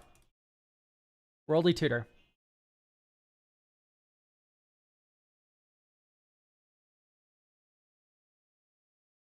Let's get this coma. Like, yeah, sure, I guess. I did activate Rogue's Passage. No, this chatter's just wrong. I did activate Rogue's Passage that turn. So yeah, no. Oh, it's a very generous goldfishing. No, it wasn't. All right, great. Like, I consider any attack before turn 4 with an on-rate creature with Nadar, like, pretty much free. Most players aren't willing to trade with you. There's usually also one slower deck at the table.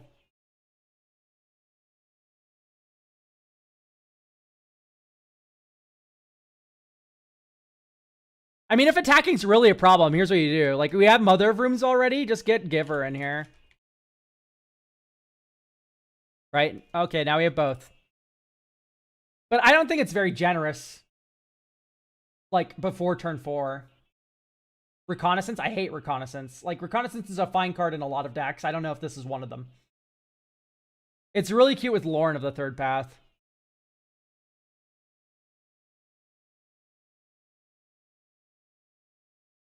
Yeah, I don't like a Stir Command. Should add Weather Wayfarer.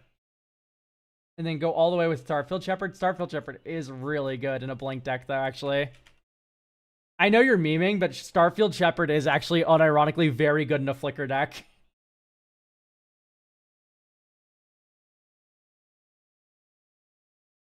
Yes, Donkey, I know how Reconnaissance works.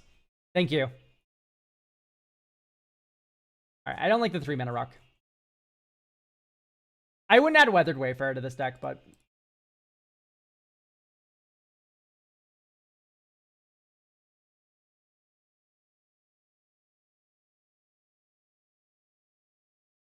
Alright. Cyan Delver. Try one.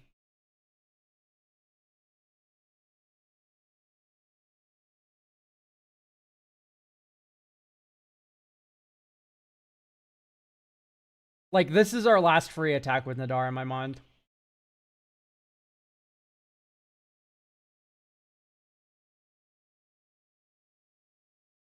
Airbender's Ascension? No. That's so slow. You have to pay mana for it. It's, like, so bad. Radiant Solar. We venture again.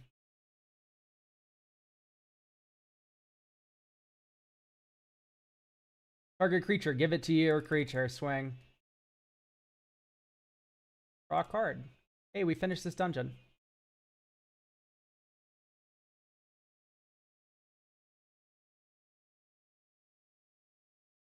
Moonless Cleric. Let's get Teleportation Circle on top of the library. And then Mavinda. And then this time we'll start Mad Mage. You gain 1 life.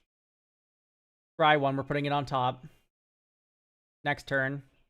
Dink. 1, 2, 3, 4.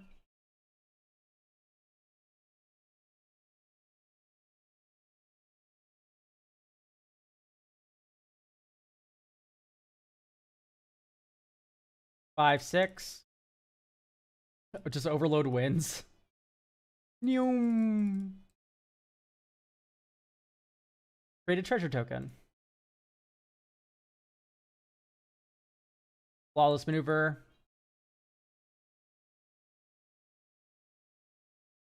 There's a Maria. Palace Jailer, your rebuild. Try 2. Bottom.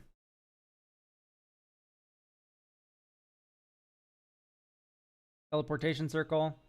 Okay, and then you flicker Palace Jailer. That makes another ETB of Radiant Solar. Create 2 1/1 black skeletons.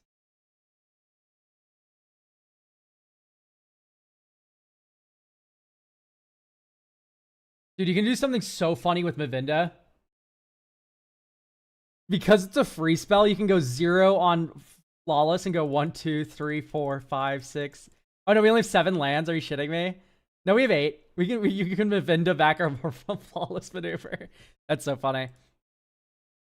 Okay, this does feel a little slow. I think if you put 1 Elish Norn in this deck, you're just set for life. Like, here's your bracket 3 key. Unlike Moonshaker, it's like actually hard castable early. And it's good even if you're board small. Like, this is the bracket 3 secret.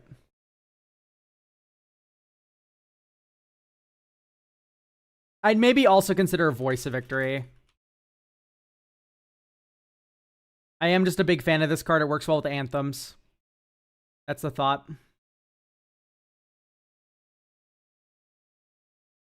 Okay, Ghostly Prison out.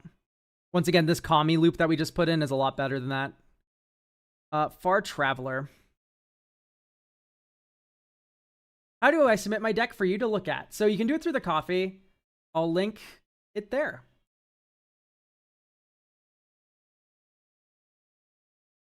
There are 4 slots left for next Tuesday.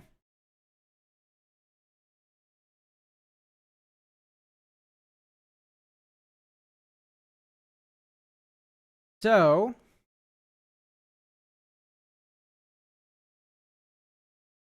oh, my alarm's going off. I didn't even realize. Here, I'm gonna cut Secret Rendezvous. That's my final recommendation.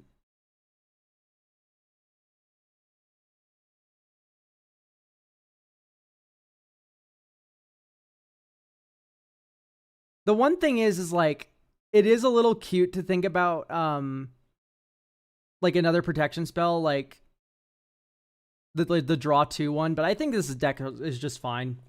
Like, I think you already got it. Looks good to me. Thank you for getting a deck review. All right, Smooth Bore. We have Smooth Bore here. I do not plan on being in the stream. Okay, great. I have awesome news for Zevlor Discard right now then.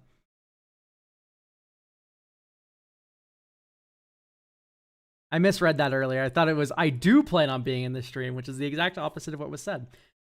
All right, so sort by mana value. I do not like Thran Turbine that much. Maybe Zevlor is an exception, but you only have 15 instants, and you can only use this mana during your upkeep. That's already like an instant, like, I don't think it's that good here. All right. An idea for a discard control list that centers around the 3v1 nature, 3-for-1 nature of Zevlor and reanimating the creatures my opponents had to discard. I want you to keep the deck bracket 2, but if you think bracket 2 discard is mean, I understand if we need to increase the power, no budget. I want to run a solid control game plan that lets me politic with players and reveal the cards in other players' hands and make me discard those cards. Okay, so I'll do that in just a moment. I need to turn off my stupid alarm that's going on to me.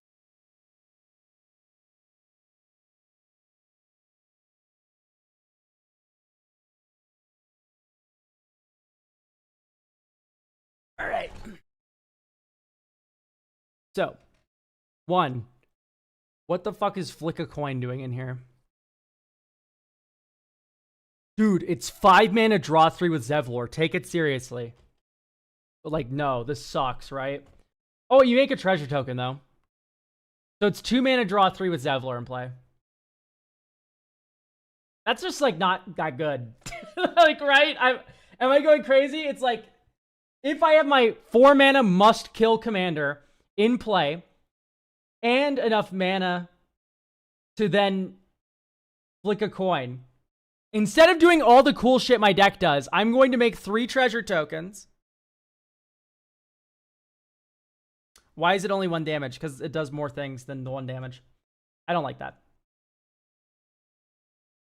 Look at how big and cool my deck is. Instead of doing all this, I'm going to turn Zevlor into the God's worst Arcanist the Omnipotent. It's ramp and fixing and draw. Do you know what the meaning of those words are? Like, it's ramp and fixing and draw, but like, come on, there's so many cooler things we'd be doing as fucking Zevlor here.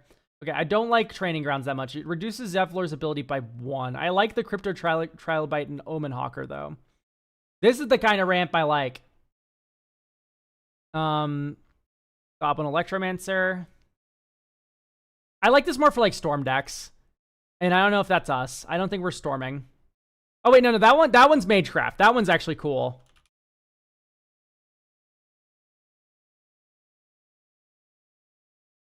This one's also Magecraft. Damn, this Ashling is so fucking sweet. Wait, that cooks. Stormkiln Artist back in. I like it. I like that it's Magecraft. That's cute. That's fun to play with. Return instant or sorcery. Whenever you cast an instant or sorcery spell, it pings. Whenever you cast an instant or sorcery spell, it pings. Okay, our plan is to reanimate our opponent's cards. Let's do that. Huh?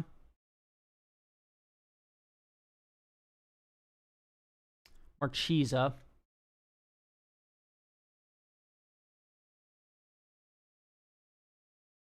I get it's for Zevlor. I think I would almost prefer real ramp to that. Okay. Look at target player's hand. Draw a card at the beginning of next. No. Like, if we're doing this, we're duressing that. The duress sucks. All right. We want to choose a non-basic land. No. Reanimate. Yes. Thoughtseize. Yes. Like, this is one of the best ones to copy. Cleansing Wildfire. Sure, that's cute. I like that. Reveals their hand. Choose an online card from it. Exile that card. If the gift was promised, you may cast that card for as long as it remains exiled. And great. Awesome. Target opponent reveals their hand. Choose a non-land permanent card from it. That player discards this card. Like, I want more 1 mana value ones. MV equals 1. Oh, discard. Discard O creature. ID equals black.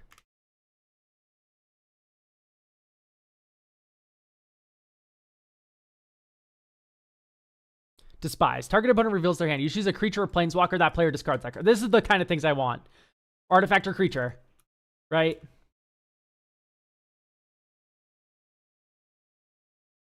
Like, those are what I want. Because our whole goal is to reanimate those creatures that we discard from you guys. Like, that's the joke. Choose an online card from it. That player discards that card. Yep. Yep.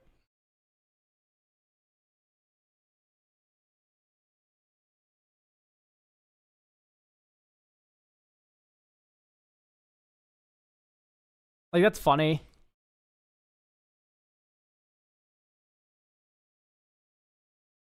Wait.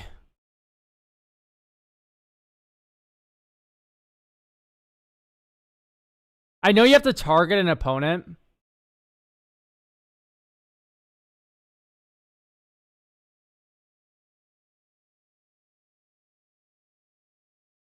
I like Furnace Rains. Oh, that one's cool with Zevlor. This is draw 6. That's what I like with Zevlor. Yeah, I don't like these target player discards and draw. Like, these just feel too weak.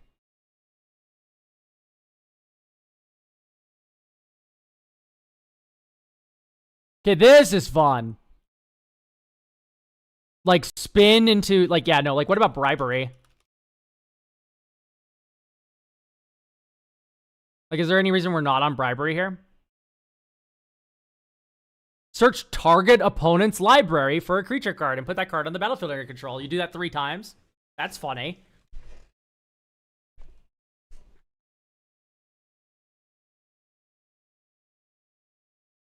Put target creature. Okay, yeah. Put target creature card for... No, but these don't work with...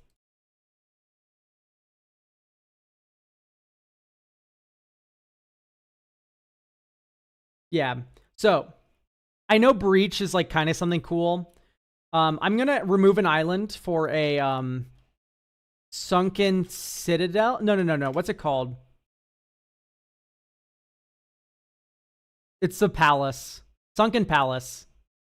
Right. Exile 7 cards from your library, add blue, and then when you spend that mana to cast a spell or activate an ability, you copy that spell or ability. So that copies Zevlor's activated ability, or you can copy Breach the Multiverse, which is just a very good finisher.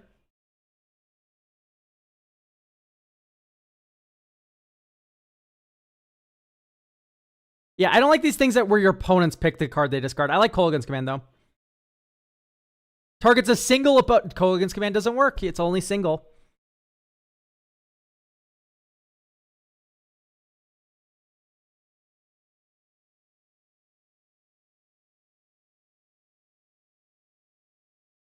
I don't like these cards that assume that we already have Zevlor in play.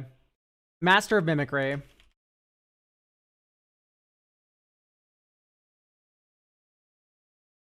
No. We're too lost in the sauce. We're too lost in the sauce. I don't like this card. I like the other one because it's the land. It doesn't assume we have Zevlor in play.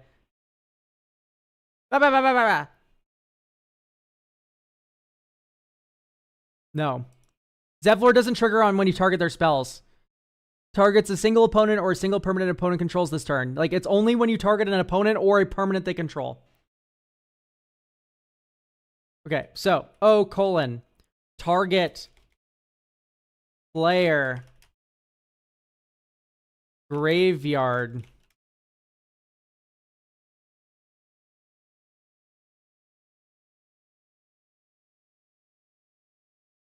return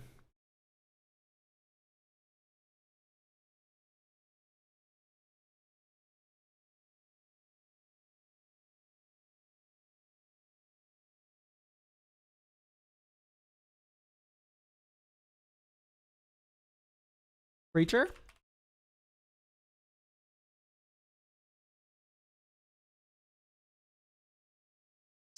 Is there any reanimates that just target a player?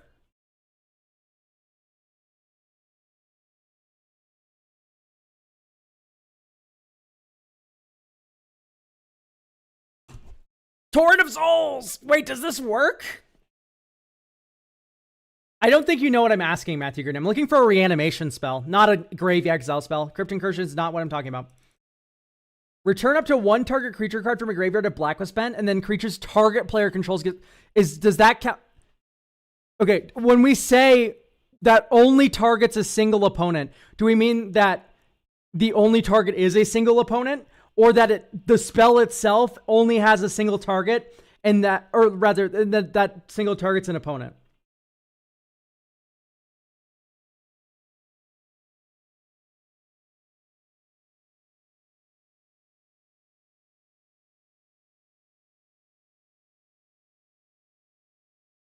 I think, sadly, this won't work.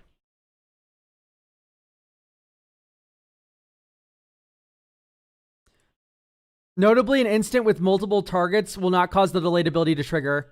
Not even if only one of those targets. Yep, okay, we can't do this one, sadly. Fuck, that's so cool, though, if we could work.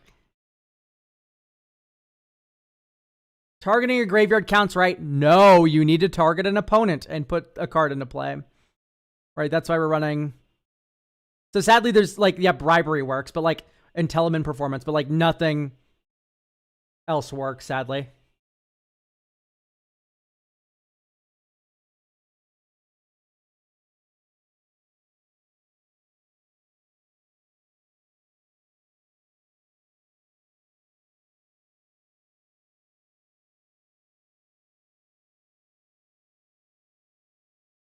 Shadow of the Enemy. I mean, let's look at it. Exile all creatures from target player's graveyard. You may cast spells from among those cards for as long as they remain exiled and mana of any... Like, it's good, fine. Good's a strong word. It's fine. I think I want more, like, 2 ramp. Praetor's Grasp. Praetor's Grasp is very good suggestion, I think.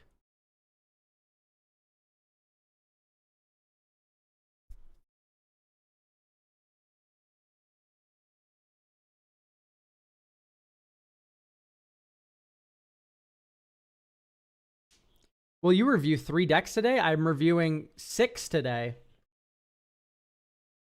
Oh, wow. When did I accidentally fuck this up? I say hi. Oh, blah, blah, blah, blah. How long was I like that mode for?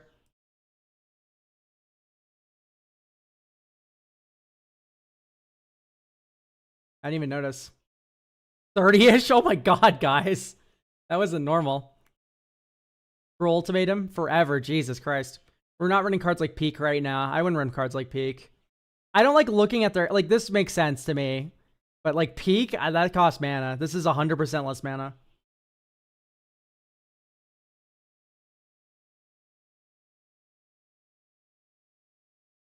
Alright. I mean, let's just look for different animates, I guess. So, like, I mean, we can just run reanimates that target a card in each player's graveyard. Each return creature graveyard battlefield.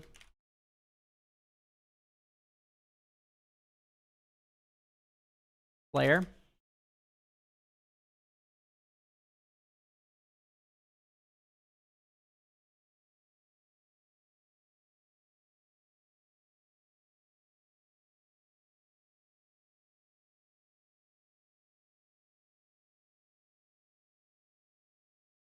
So let's see, like, Afterlife from the Loam.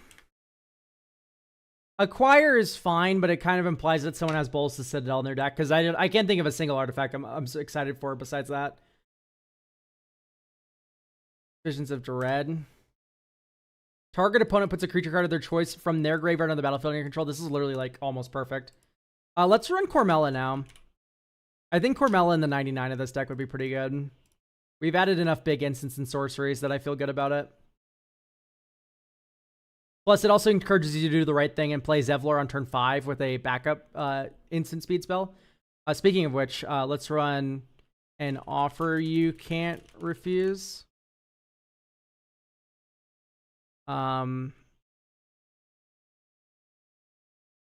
I've been partial to Spell Pierce recently. I don't know about you guys. Malakir Rebirth. Extract Brain's cute. Yeah, Extract Brain.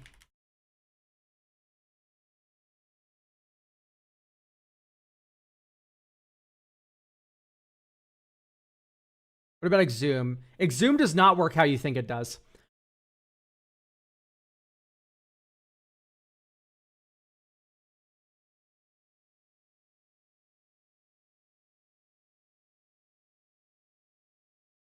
Graveyard. Battlefield. Heyo, would you review my deck? Yes, I would. If you fill out the coffee form, it will be for next week.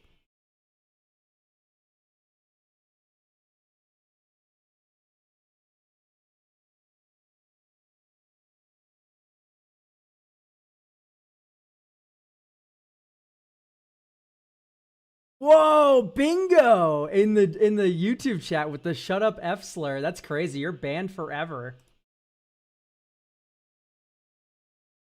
Like, whatever, man. Like, okay, dope. That's hilarious. Do I get in people's heads that hard? I know, right? YouTube chat goes crazy sometimes. It's like, it's crazy how mad people are at me most times. I mean, you could just run Sepulchral Primordial. Yeah, no, they own me. I don't have any counter argument. Fuck, bummer.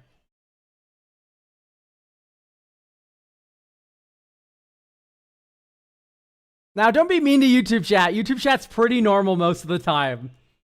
It's like, I think twice we've had a situation. Most of the time, I don't even address it. I like Pit Automaton. This card's so fun.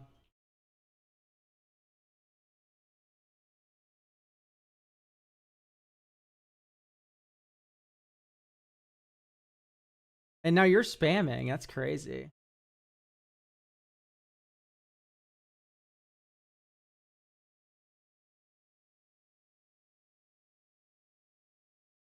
I'm going to add... I kind of want to add Saw in Half, but there's just too few creatures. Let's add, like, Soul Shatter. I kind of just like it as a generic removal spell, which I feel like this deck needs more of. Perplex. Toxic Deluge.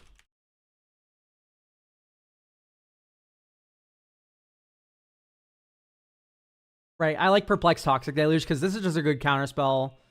This is a good, like, it turns it into a 6-mana Toxic Deluge if you need that, which I have paid for plenty of times. Dredge the Mire does what you're looking for. Let's look at Dredge the Mire. Each opponent chooses a creature card in their graveyard. Put those cards on the battlefield in control. I don't really like this card. I like it when you pick the target, or I like Visions of Dread where it's like I'm targeting you and then copying it with Zevlor. But, like, we can run Dredge. Why not?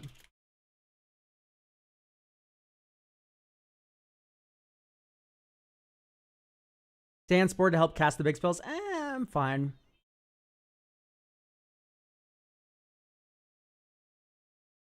Bitter Ordeal.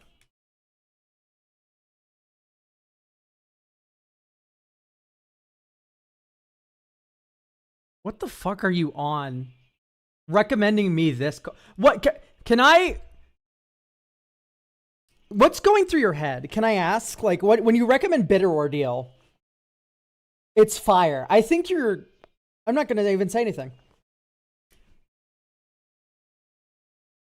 I'm not even going to say anything. Oh, Eldritch Pact is a really funny recommendation. Draws the cards and loses life equal to the number of cards in their graveyard. I think we're getting a little too mana intensive, though. So I'm going to look for a couple more animates, like maybe just Animate Dead.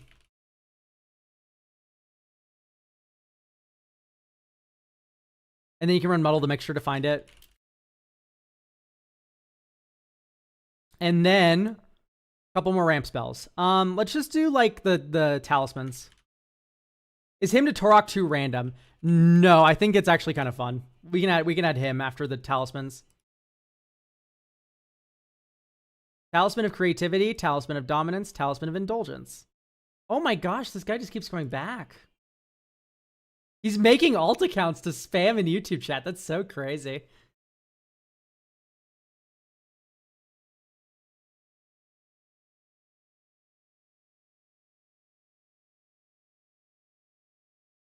Yeah, let's run him.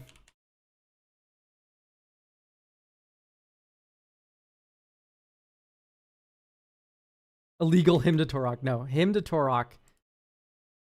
Did I spell him wrong?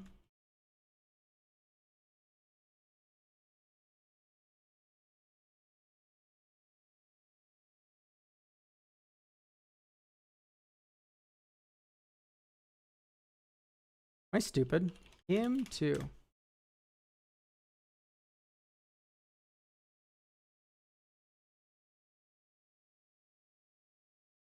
There's a U in the Torok. Okay, thank you. I love fantasy words. Oop, there we go. Target player discards 2 cards at random. Cruel Cause, yeah, Cruel Cause Heist is in here.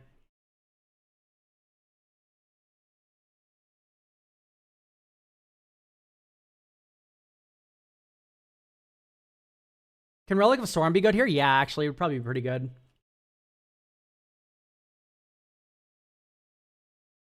I kind of like that. It kind of fits Cormella. But now I kind of want even more 2-mana ramp. Like, maybe we just run, like, a Talisman. We're mostly black-blue, I want to say. So let's run, like, Dimir Signet. And then when the big, stupid, the 2-mana Ashling comes out, that could be pretty good. Furnace Rain's out, although it's kind of cute. I don't know if it's that best. The best. Okay, Vengeful Possession also out. Okay, now we're a lot more in on... Oh, we already had 40 lands because Grave Upheaval's in the deck, so let's actually cut an island. Hell to Pay is eh. Is Sword's Ransom good enough advantage? It's fine. I haven't pulled them up on stream, but I have seen them. Mystic Sanctuary is way too optimistic. You're never triggering that, my friend. How many islands do you run in your deck? 6. Yeah, no. That's never happening. Draw. Temple of Malice. Scry 1. Top. Next turn. Training Center. 1-2. Arcane Signet. Pass. Maybe Pongify your thing. Path of Ancestry. 1-2-3. Marchesa. Mountain. 1-2-3-4. Zevlor. Scry 1. Probably top. Bottom. Okay. Pass. Someone tries to kill Zevlor. You go Valakir Rebirth. Zevlor's back. Next turn. Morphic Pool. Very good. Black. Or 1-2. Divest. Target player reveals their hand. You choose each opponent. You choose an artifact or creature card from it. That player discards that card. So we've discarded a card for each opponent now. We've also committed a crime. Once. Bare minimum. Let's put him to Torok in our hand. Luxury Suite in our graveyard. Okay. Now. 1-2. Zevlor. 1-2-3. Visions of Dread. Target opponent for each opponent. Right, so this is working well in a bracket 2 sort of zone, which is exactly where we want to be. Right, we've done our thing by about turn 6. It's not like game winning or anything, but our engines are turning. It feels consistent. We're cutting Reliquary Tower out of the deck.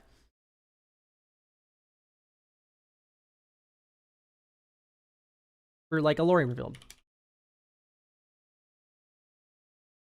What I like about this reanimation line, you're actually, instead of Lorien Revealed, let's put in Necromancy. And then what I like about this like Necromancy theme for Zevlor is it fixes one of his main issues, which is this dude fucking dies like rapid fire. And what you can do is just put him in your fucking graveyard and then go, okay, guys, great news. I'm reanimating Zevlor. Okay, 2 mana, tap. Great news, you're all getting him to Torok. That was 5 mana.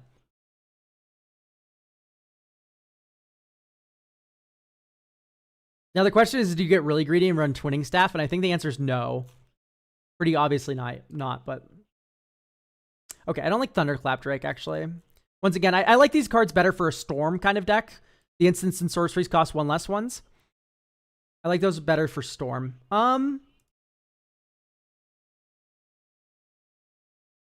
Is Probe too intensive? Well, we have Probe right here. Huh? Probe?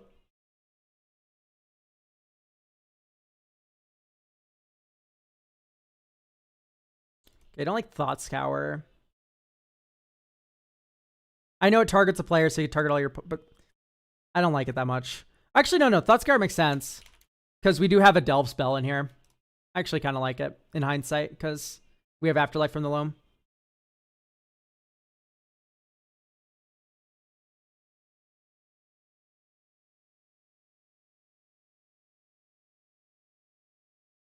Now, about all this makes sense now.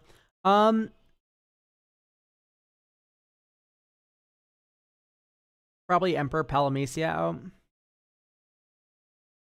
Okay, I added Ashling, but in hindsight, it's not that good.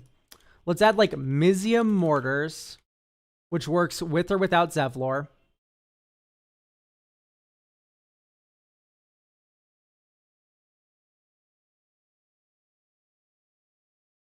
Wrong Turn's funny, but it's also just not the best.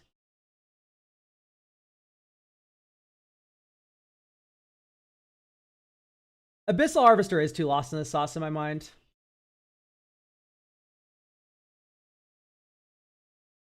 Probe from Invasion. Why did you expect me to know Probe from Invasion from just the word Probe when there's multiple cards that are like...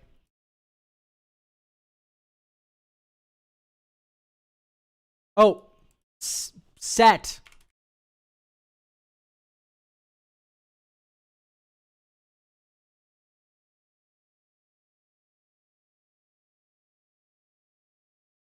This isn't too bad, but it's not the best.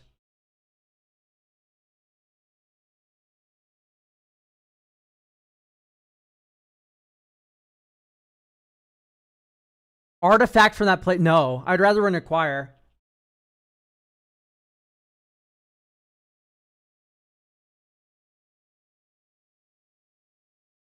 What other reanimates can we run? Are we running all the good ones already?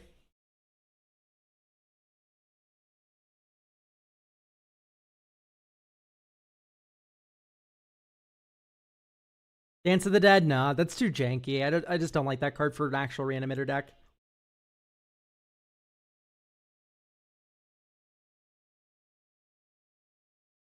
Oh, from the Catacombs. Yeah, that's like an option for sure.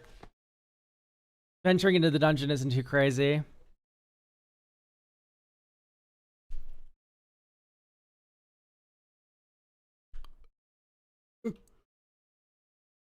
I would like it to be kind of cheap, like Mana Value 2.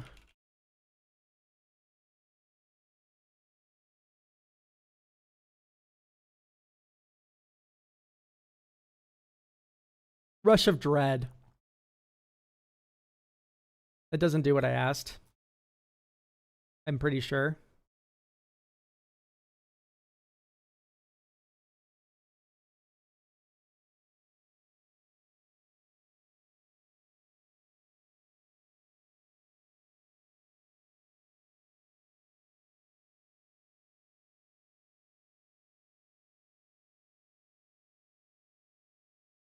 Yeah, it appears we're already running all the good ones. Mind Twist, Hymn to Torok's cute. Mind Twist, I think we're starting to enter, like, this is really annoying to play against at bracket 2, or I don't know if it's that fun to do it, like, a lot. Invoke Despair is, like, quadruple black. There's no way that's happening.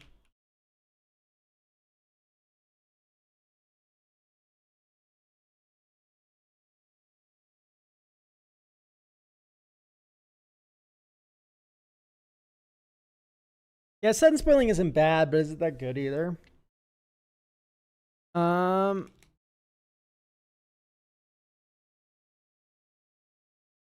Gain control of target.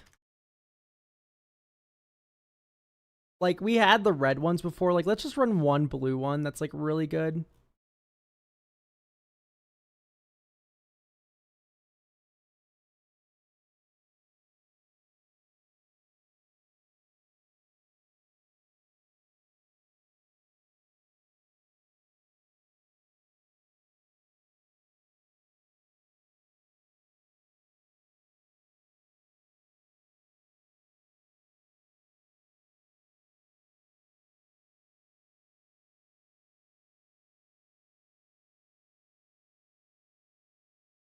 What's the other mode of this card?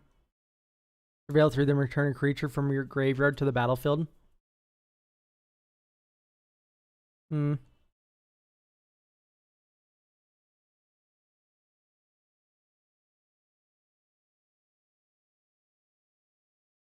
Not impressed with the offerings here. Maybe we just add back the haste one.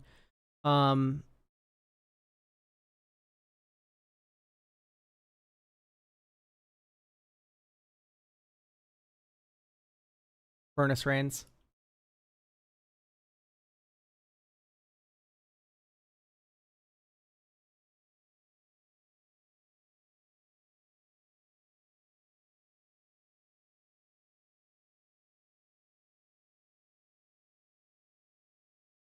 Maybe just like Geth's Grimoire.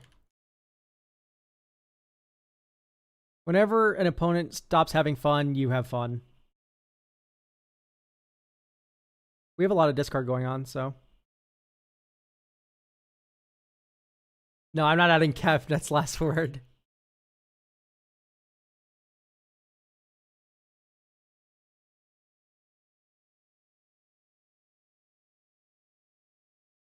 This does feel like a very slow opener. I think these kinds of games, you just have to jam Zevlor immediately. Bad as it feels. Anyway, Pilfered Plans.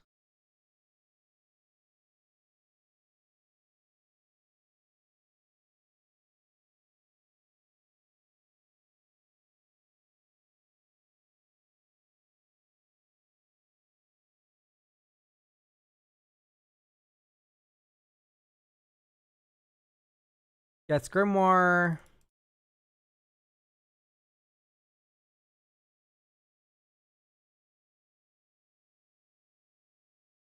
Anyway, here's a turn 7 bribery on each opponent. Like, that's fine.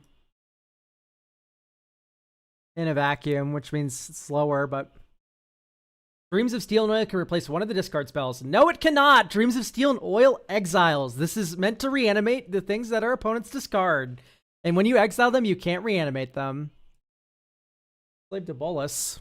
I'm getting a phone call. Doesn't matter. Okay. So, I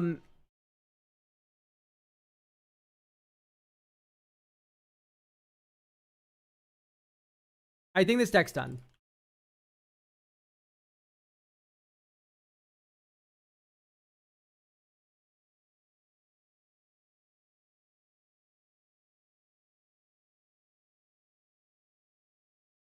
Thank you for getting a deck review, future VOD watcher.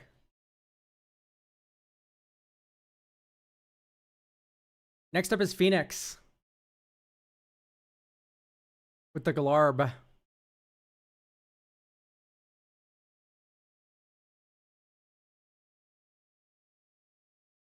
we have Phoenix here? I think I saw Phoenix earlier.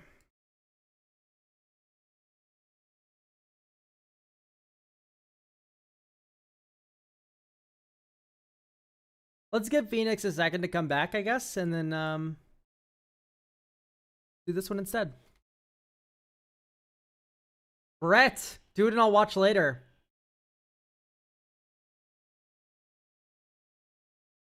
Right, Tweenlaw.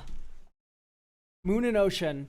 Whenever it becomes tapped, you draw a card. Whenever they become untapped, you put a counter. I see. So you're twiddling this freak. Very new to the deck at less than 5. Very new deck, less than 5 games.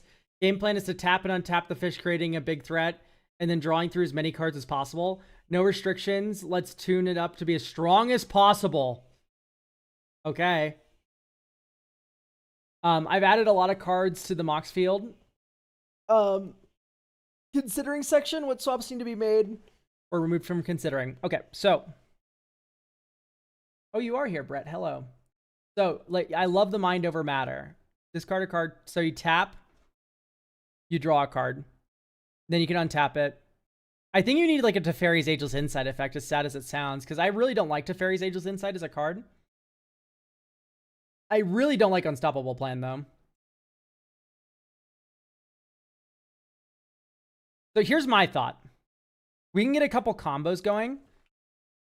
With Teferi's Ageless Insight, right? Mind over matter. So you discard a card. You tap Tween Law. You draw 2 cards. You discard a card. You untap. You discard a card. You draw 2. So now you're able to infinitely loot with the Ageless Insight.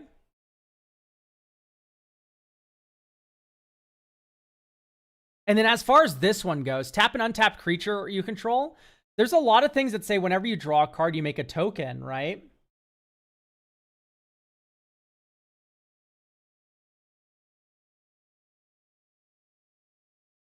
Okay. I also noticed that we don't have Agatha's Soul Cauldron. And Agatha's Soul Cauldron's broken. And what it allows us to do is get stupid with the Feto Alchemist, right? You have Feto Alchemist with the Agatha's Soul, put that on the Tween Law. Ding, ding, ding, ding, ding, ding, ding, ding, ding, ding. Draw your whole deck.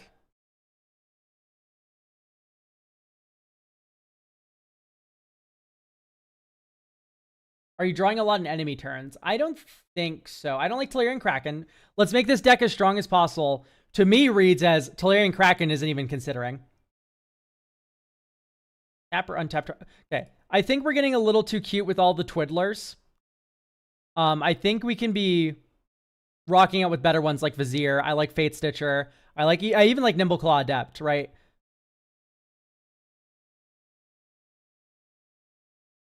No. No. Yes. Sure.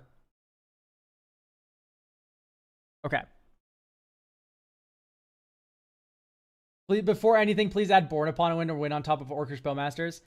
I think most importantly of all, I want to mention Drawn from Fucking Dreams. No way. It's not 2020 anymore. We're safe from these sorts of cards. I think this is going to be not at home in bracket 4. I mean, maybe you can do it. But like, we're not running Reliquary Tower in bracket 4. We're probably running more Game Changers.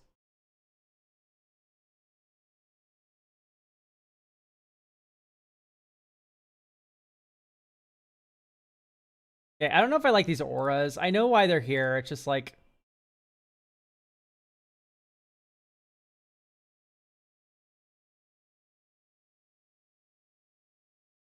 Marvin only does stuff when there is another Twiddler on board. Yeah, that's kind of true. Okay, let's run Muddle. Muddle the Mixture gets either the Affetto Alchemist or the other option. We have Isochron Scepter Reversal. So, no restrictions. Bromox? Like, are we like, no restrictions, no restrictions? Because if so, Mox Opal.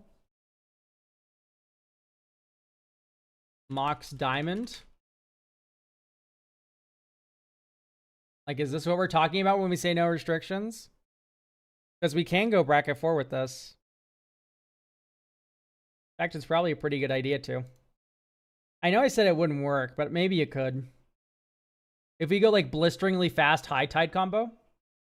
Okay, so we remove all the islands. And in fact, actually, Minamo, Holdout Settlement. Like, these are all cute, but we need maximum island count. I like all the fetches.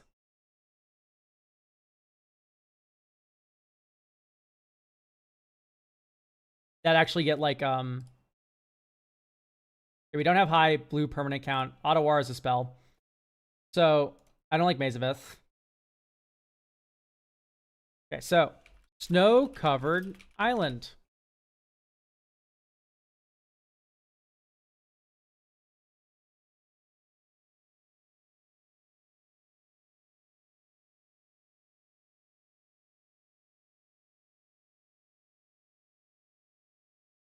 And more.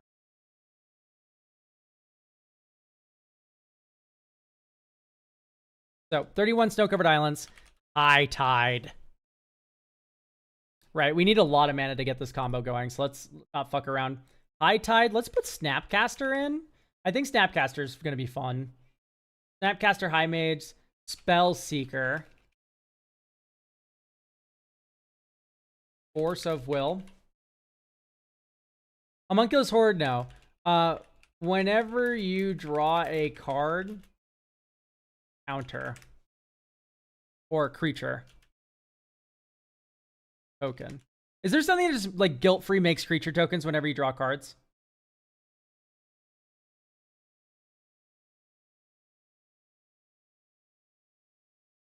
During an opponent's turn.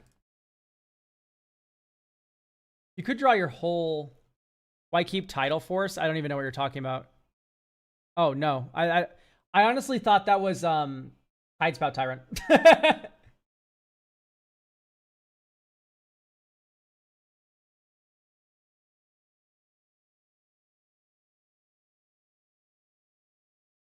Return target non-land permanent. Oh, okay, okay. So here's what we do, guys. Mirror and Spy. This is a combo. Spy type drone. Mirror and Spy. Whenever you cast an artifact spell, you may untap target creature. Retraction Helix. I tap. I return a 0 drop to my hand. I replay it. Oh, great news. I'm Mirror and Spy. Allow me to untap something for you. Of course, you got to run an Emery now. Spring Leaf Drum's already in. Moon Snare's also already in. Lotus Petal.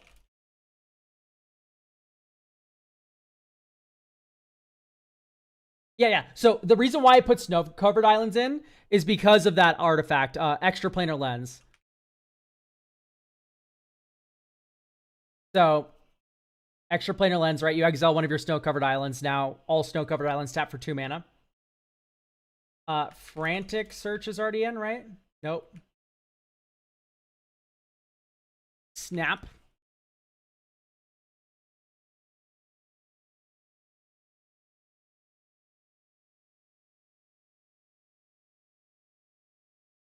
Let's get Archmage Emeritus in here. I don't really like Sky Diamond.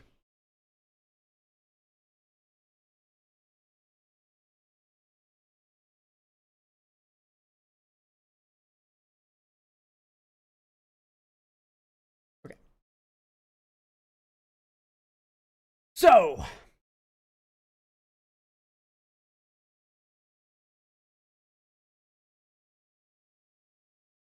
Yeah, Saga's pretty insane.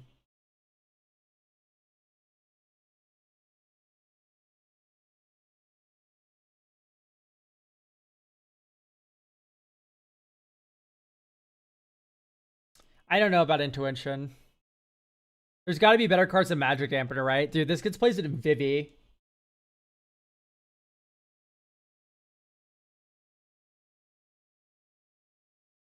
Like, I'm not sure. All right, playtest.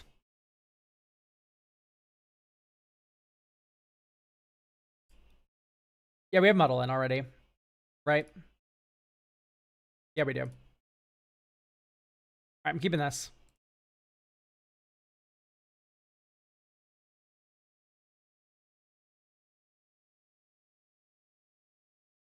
Whoa, I was literally just talking about how this is dog shit. Isn't there another Retraction Helix?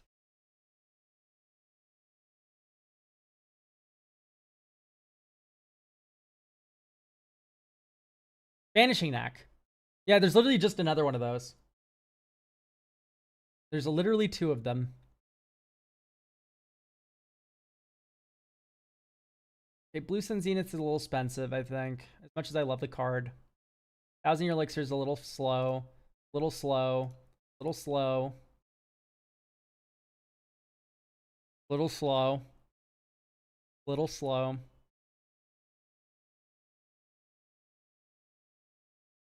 Okay, maybe not out position anymore. Tapped and untapped creature you control. Yeah, no, this just doesn't work sadly for us. Because there's nothing that like does it for free, like draws us a card and then wins. right, get some tutors in there. I agree. Scour for scrap. But also we need more fast mana. So mana value equals 1. Mana vault. Displacer kitten. Coveted jewel. Fabricate. Mystical tutor. Cyclonic Rift? Ominous Seas is not what this deck needs. This is a combo deck. We're not interested in fair things like Ominous Seas. Like Cyclonic Rift's already. Mana Drain's already in. Valley Flood Color is something that should be included. I don't know if should is the word we should be using right here. Doesn't it only untap certain types, or does it untap everything? Whenever you cast a non-creature spell, birds, frogs, rats you control and tap them. Yeah, what is Valley Flood Color doing to the fish spirit?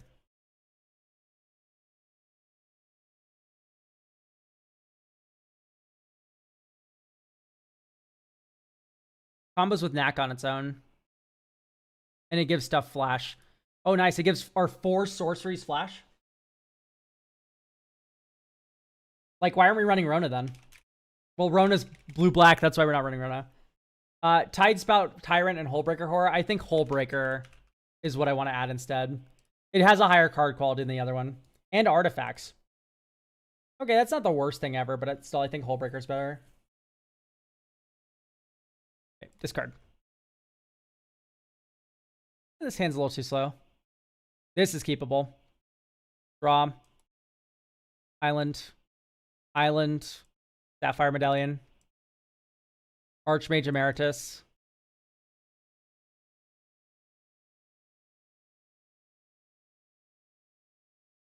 Queen Law. Retraction Helix. Oh, wait, no, sorry. I'm stupid. High Tide. Draw a card. 1, 2, 3. Sorry, wait. 4.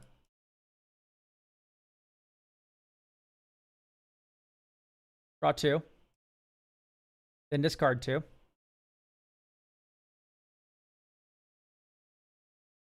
Vizier is a free cycle.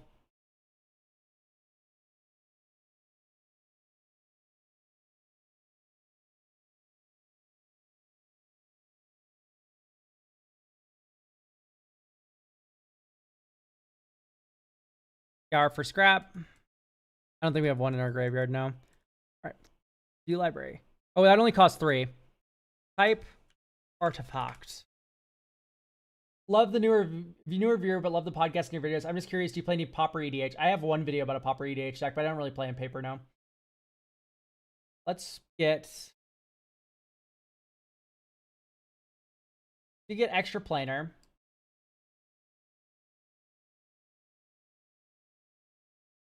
Are we infinite with Oh, by the way, we should have drawn a card first, but we'll just miss that draw. We are just infinite, right? If we get Mox Amber. Wait, we're not infinite because we don't have an untapper.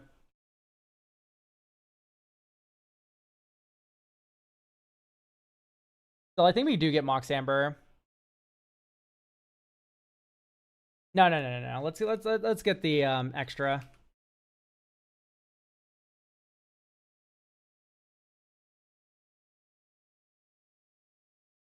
Extra planar lens, exile this island. 1, 2, 3. Retraction Helix. Draw a card.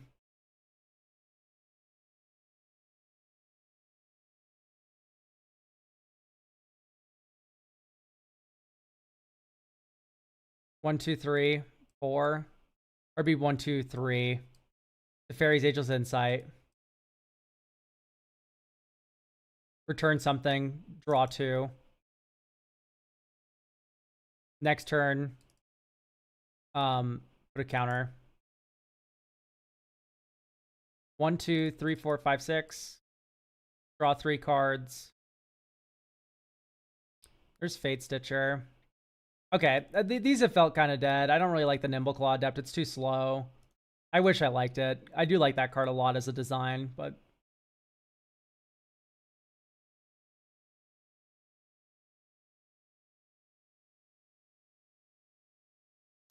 Yeah, I think we only run the best of the best.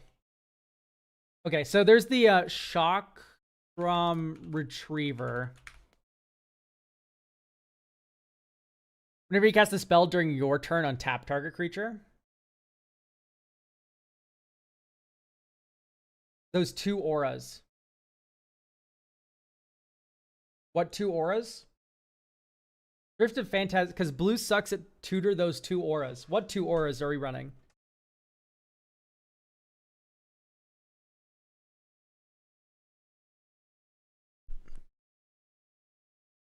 Oh, we're not on Pemmons. Like, why would we be on Pemmons? What are we doing at Pemmons? Pemmons is it's a 3 mana for a greed. I don't think that sounds that good to me. Well, it's 4 mana, and then you need to pay 3 mana for Pemmons, and then Pemmons is a greed. Right?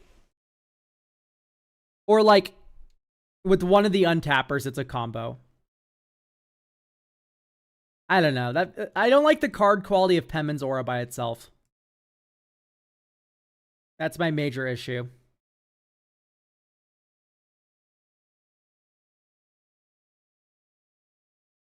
Draws the whole library with Paradise Mantle. I guess.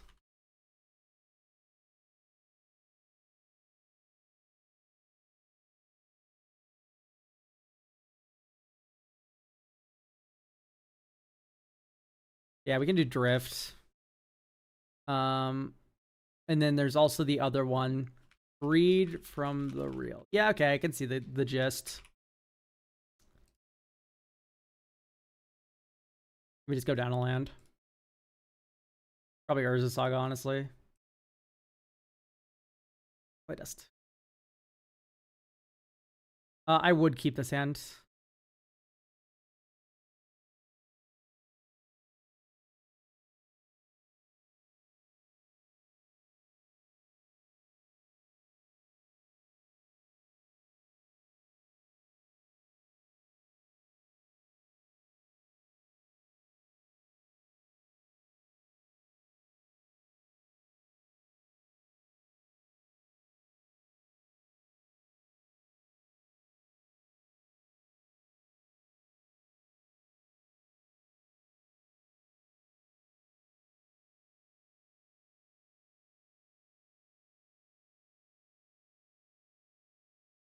Green Law. Muddle. A Feto.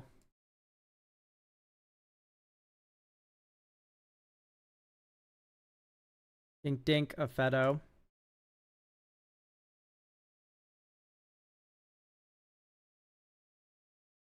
Attack with this draw card. That's a High Tide. And we miss.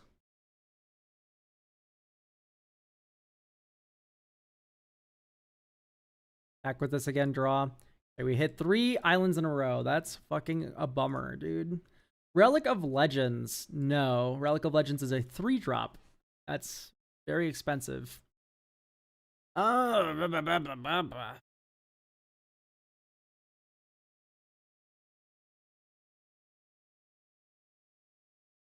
can untap indefinitely, though.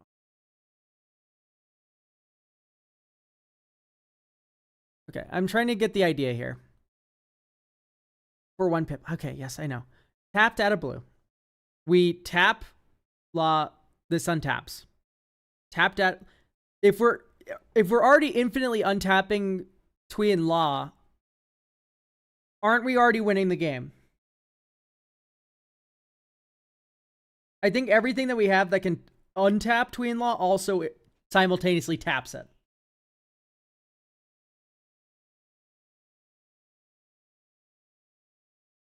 Which is why I hate that. So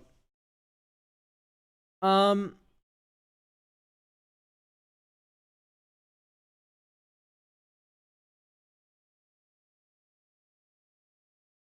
what if we did just like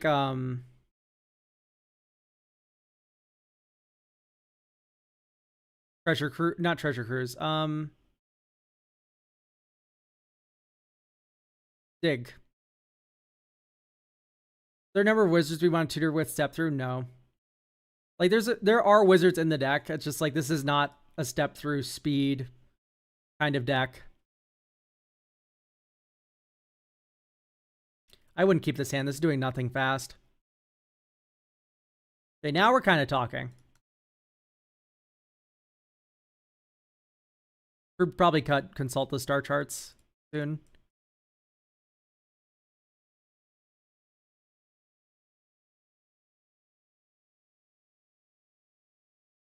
Your planar lens, exile one of these. 1, 2. Consult, we have 2 lands.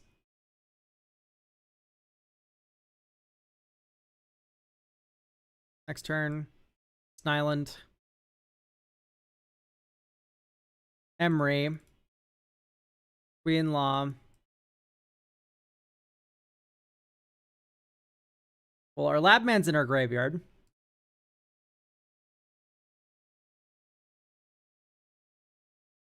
But so is Agatha's Soul Cauldron.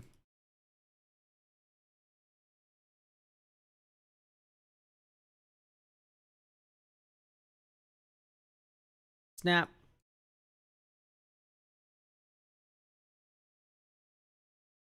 Then now we snap 1, 2, 3. Coveted Jewel. Ireth.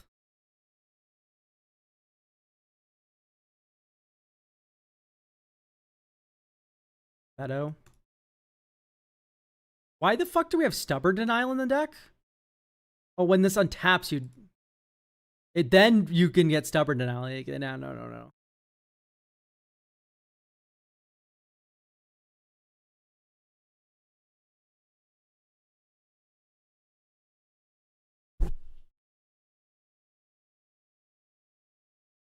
Yeah, let's get Mystic Remora going. Or Mystic, sorry. The Mystic Remora's in.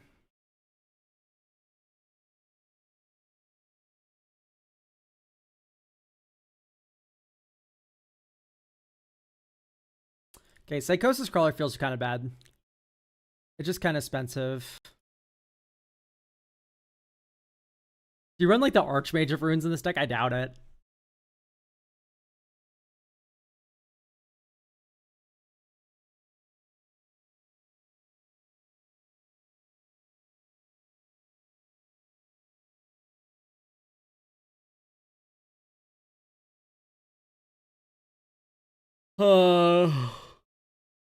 No, Labman's better than Thoracle sometimes. It's not as simple as just cut one for the other.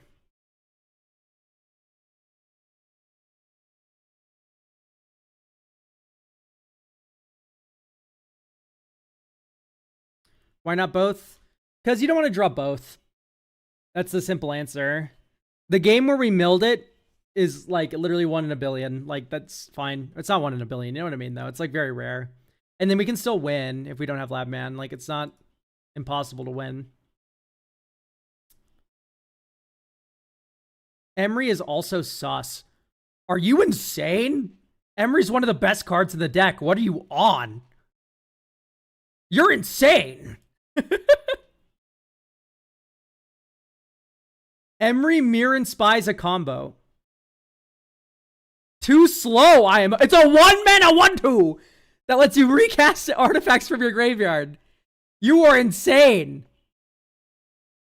This is 1 mana. You play it. Lotus Petal, Mirror, and Spy is infinite mana. That is a 4-mana combo. That's too slow? I don't know what planet you're from. I'm sorry.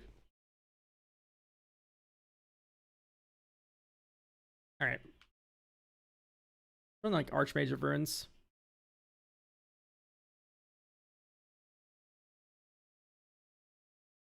I don't know. I kind of felt like I kind of liked how the Emeritus felt.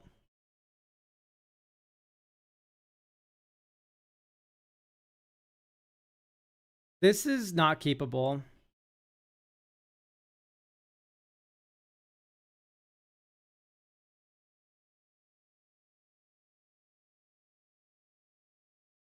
Okay, this is better.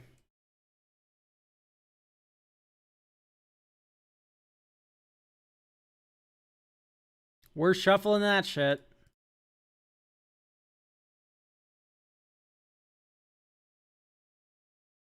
Springleaf. Holy based, chat. Dink. Dink. Dink. Dink.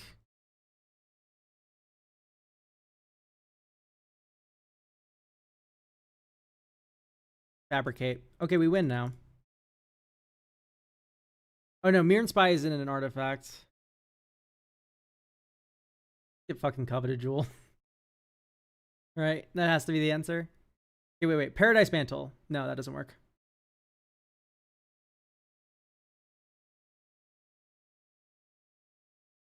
Yeah, I think we just get coveted jewel or the One Ring. Yeah, let's get the One Ring. Yay, magic. Let's tap not like an idiot, I guess. Yay, magic damper. Emery. Let's Emery it up. There's Lotus Petal. Oh, and added a two-bird a Feto? That's insane. Guys, Emery's too bad. We can't run Emery. Holy shit. Now if we draw Agatha's Soul Cauldron, we win. And then it also put Lotus Petal, of course, which is another combo. If we find Mirror and Spy as well. So, tap this. Draw a card. Man of Vault.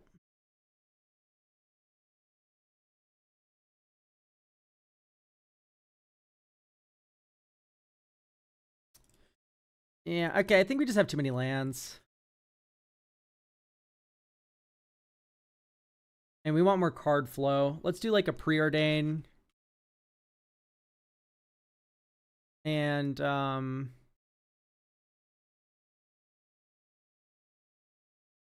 oh, we need more motion. So we Ponder, Preordain, Brainstorm already, which is like the Holy Trinity.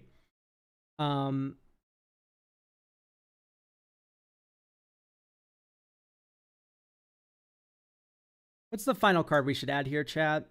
What's really good for High Tide? Gifts Ungiven? I know, but like, how are we abusing it? I don't know. Intuition probably goes into the Emery slot. Okay, Jock. Drop the Emery idea, because Emery's the best card in the deck. I'm locking it in. You are just insane. We are never, ever, ever, ever, ever cutting Emery. Fact or Fiction is mid. So Intuition. What's the Intuition pile? If your answer is I don't know, I'm really mad. I don't know why Jock wants to cut Emery. I do not understand. I cannot fathom it. It is insane to me. But I want to know what an Intuition pile is looking like in this deck.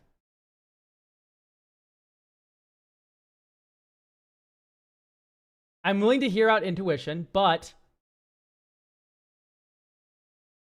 what is it? What is the pile?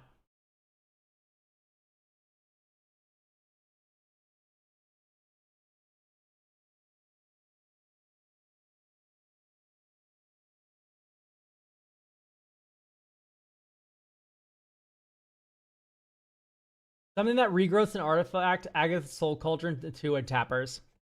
Yeah, you're right. So we have Scour for scrap. Yeah, so Intuition does go in.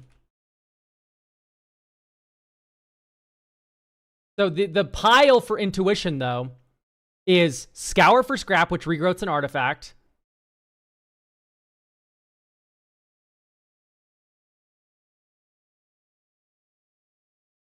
Put that card in your hand. No. This doesn't work, right? So this would need to be gifts. So you go 2 untappers. Regrowth artifact card.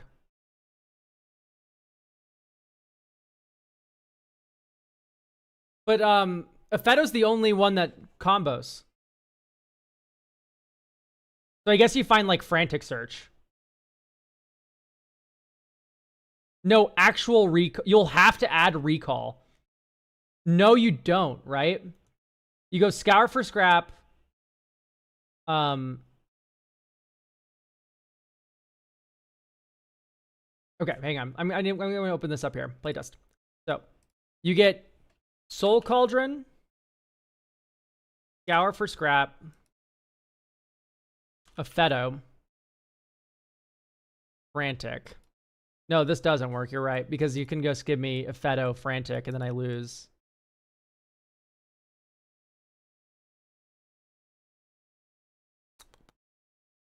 So I need a second regrowther for an artifact, right?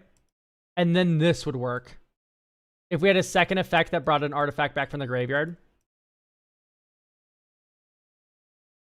Snapcaster Mage helps. Ah, yes. Okay, so you get Snapcaster.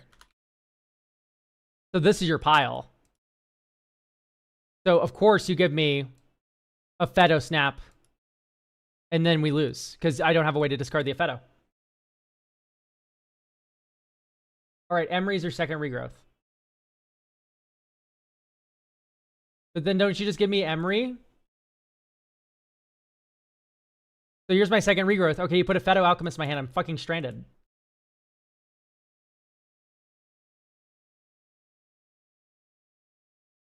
Like, what am I missing? Please look up Recall from Legends. I know Recall. It sucks. I'm not putting it in a Bracket 4 deck. You can't make me. Recall is trash, dude. I'm not putting it in a Magic the Gathering deck.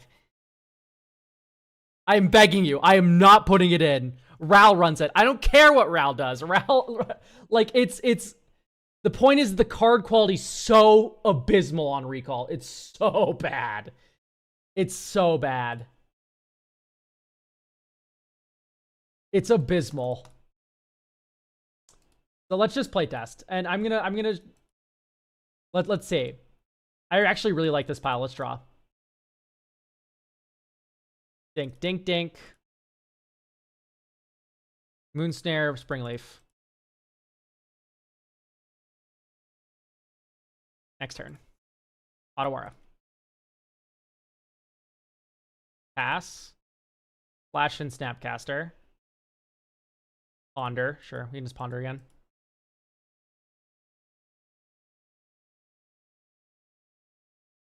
Okay, so here's our next land drop. So.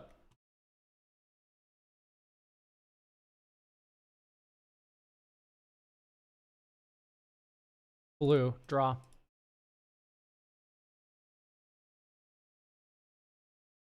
Mana drain your spell, I guess. I think we can just do that on opponent's turn, because I don't think we're popping off this turn ever. No covered island.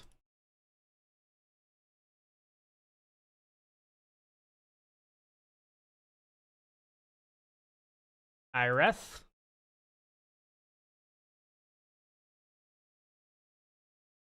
Okay. Draw. Float a blue.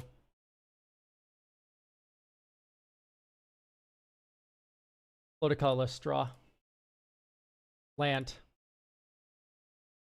Oh, we would have drawn a lot more there. We only drew lands. Are you fucking serious, dude? I'm going to lose it. I cut lands from this deck. Stock up. 1, 2, 3, 4, 5. Okay, Mox Amber. That's close to greatness.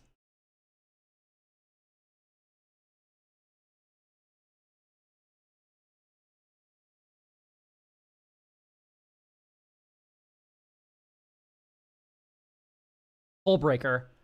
Oh, we're so close.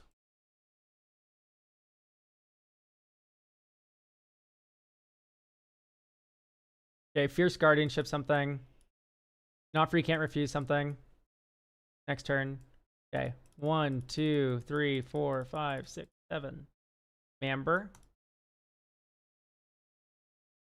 Oh, wait. Well, Hullbreaker Horror. And then we go tap this, draw. And then Hullbreaker Horror goes, see, we're going to return that to your hand. You go blue, Springleaf Drum. Return this to our hand. Snapcaster, make another blue. Mox Amber, return Springleaf Drum. 1. Use the floating colorless. Springleaf Drum. Oh, that was from last turn.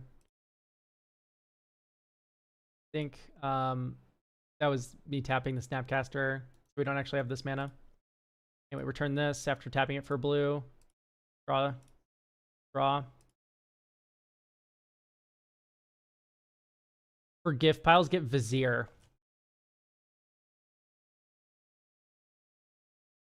Untap. Okay, so I don't know if you know what the word another means. Big boo. But when the word another is on a card, it means you can't have it untap itself with the Agatha Soul Cauldron stuff. You would need a second creature.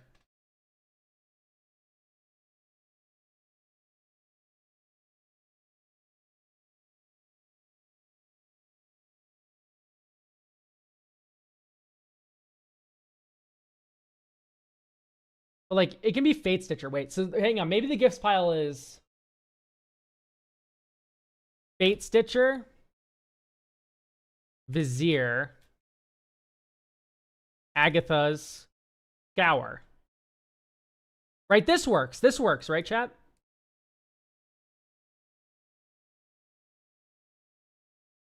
And then maybe even instead of the Vizier, you get a Feto.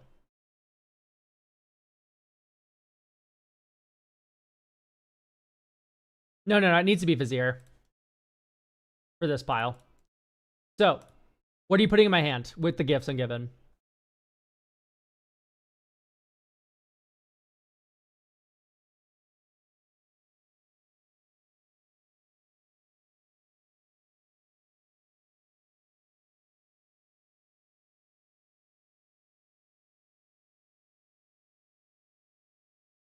The two creatures.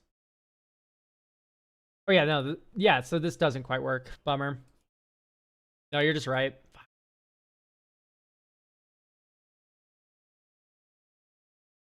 Yeah, no, there's like no good pile, but there is a good pile if you have one of the combo cards already, so it's not that bad. Wow, this is the best hand we've ever seen it because it's Displacer Kitten. Oh my god, it's Displacer Kitten moment.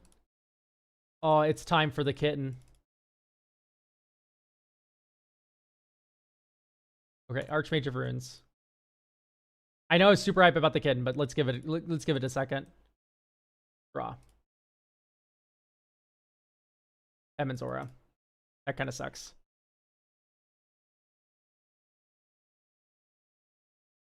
One ring draw.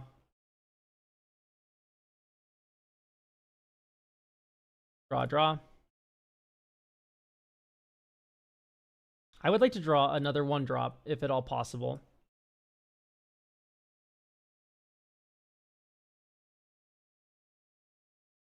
Okay, there's Ireth.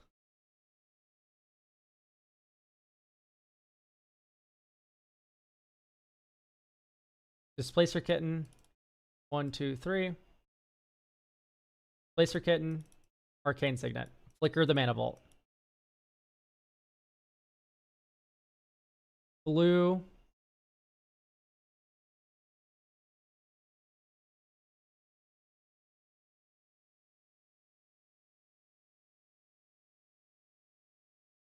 Consult the star charts. We look at 6. There's Chakram Retriever.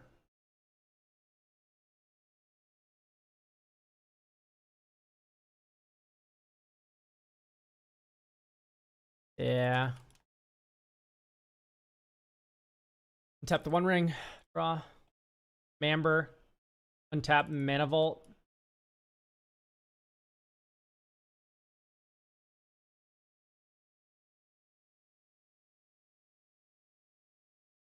Now let's just untap the One Ring again. There's Isochron Scepter. Well, this is just infinite. 1, 2, 3, 4, 5. Chakram Retriever. Retraction Helix on Ireth. Add a blue. Think. Put this back in your hand. Whenever you cast a spell during your turn, we'll untap this. Right. Yay. The win doesn't even involve Displacer Kitten in that instance. Skeleton Fingers, by the way. Like, we don't even need the Displacer Kitten for that part of the win. Wow, we broke Displacer Kitten. I fucking love comments like this. This is a bracket 4 deck. Of course, we're playing Displacer Kitten. Wow, way to go, streamer. You broke Displacer Kitten. Like, yes, dude. We're playing bracket 4. It's like, it's not a secret. I think this is about good to go. You also have a Hull Breaker Infinite? Yeah, I figure.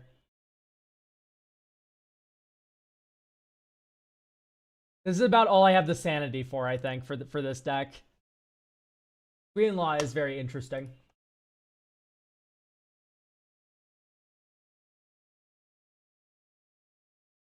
Thank you, Brett. Oh, what's your opinion on Final Word Phantom? In general, not in a specific deck. Like, I don't know. It depends. It depends. Like, I generally don't like it, though. We have an Obeka deck. I'll be there for the stream.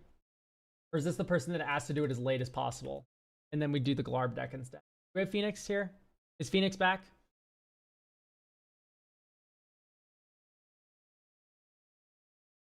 Or is it me, or is it bracket 4 turn 7? No, that wasn't that fast. The joke, okay. We're going to get a lot of variance on the stream. All right. The thing that makes this bracket 4 is not the fact that we had one playtest that went to turn 7. It's that the fact that this can win on turn 3. It has the possibility of doing that. Right? Like, this can move for some very early game plays. I'm not going to keep playtesting the deck until that happens. But it can happen very early that this deck wins the game. Right, so you should probably add stuff like Grim Monolith and stuff too, but honestly, like, I'm at my wit's end looking at it. No offense to you. Where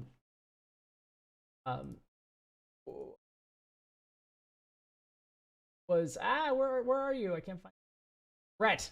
No offense to you, Brett. Just like my brain explodes. Want to review my bracket 4 Toph deck? Absolutely. I like looking at bracket 4 decks every once in a while, to be clear. It's just like, wow, like a Twee-in-Law, like going high tide combo from like what was like a very strange starting point. Took a bait out. Anyway, it does not appear that we have Phoenix. Do we have Lucas?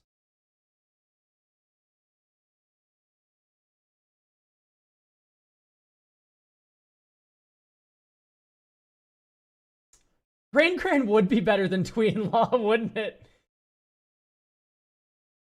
That's so funny.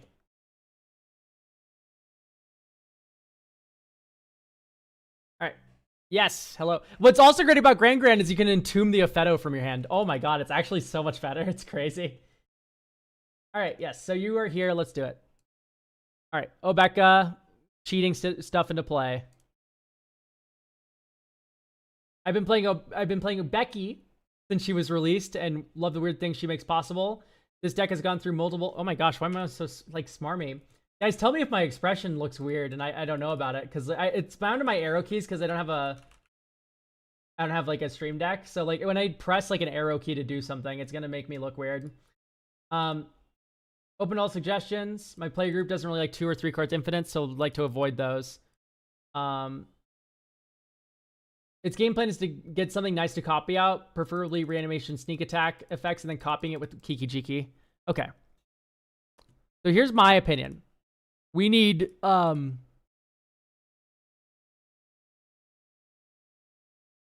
like the Animate Dead backup.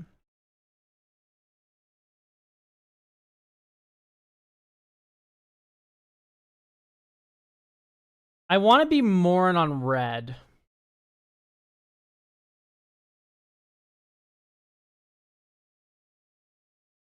I'm going to cut Ristic from your deck. I don't think you really need it. And Breach as well. We're going to be doing a big creature scammy kind of deck. We're going to keep Animate Dead, Necromancy, pitch Dance of the Dead. Careful Study, I don't really like. I like Faithless Looting because it's not really card of disadvantage. Feed the Swarm. I think I would generally prefer to see... Withering Torment's already in. Okay, great. Just Withering Torment. Oh, Chaos Warp. Okay, Flame of North is pretty great. Terminate's pretty decent. Okay, with this much interaction, I don't know if you need more.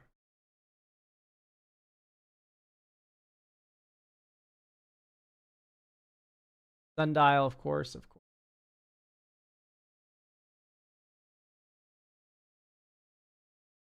Like the talismans.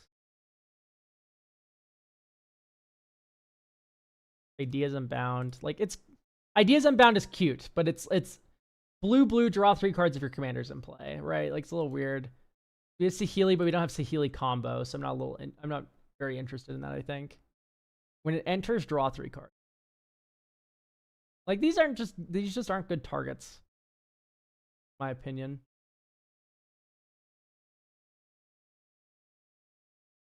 Okay, I'm willing to keep the rest of this. We have 40 lands, beautiful. Lotus Veil, Lotus Field. You guys are on crack. Lotus Field's fine. Lotus Veil I'm going to cut, though. Does Lotus Veil enter untapped?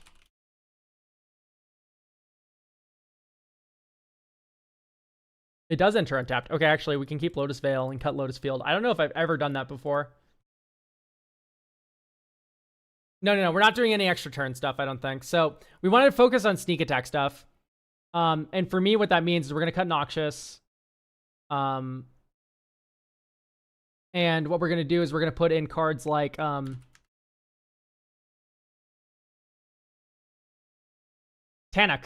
And we're going to focus on red creatures.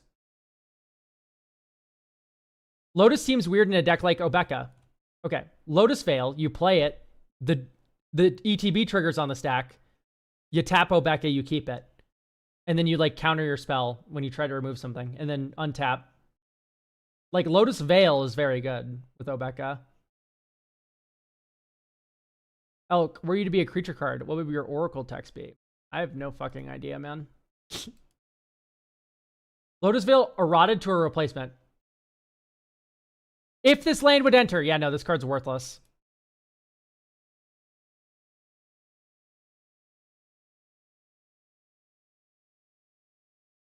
Yeah, no, then even Lotus Field I'm not a big fan of. I know, we can keep it. Why not? It's fun.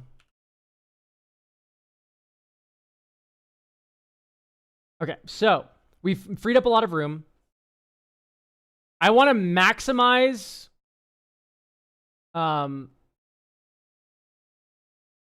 Bronze Blooded. I want to maximize your sneak attack effects.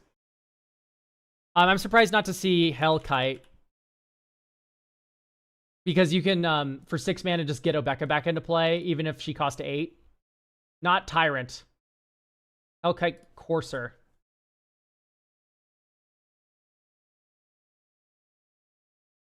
When this creature enters, you may put a commander you own from the command zone onto the battlefield. It gains haste. Return to the command zone at the beginning of the next turn. So now you can just tap Obeka. Because it has haste. He got cut. I don't know. I kind of like it. It's fun. All right. So, Perforos in. Tanic in. The reason why is because this is going to mean we're going to remove Pathraiser and Sire, sadly. Maybe even Starwinder. We're going to just have our entire top end be red. Yeah, type Boar, type God. Yeah, we're going to add Ilharg. Balefire Dragon, very good recommendation, yes.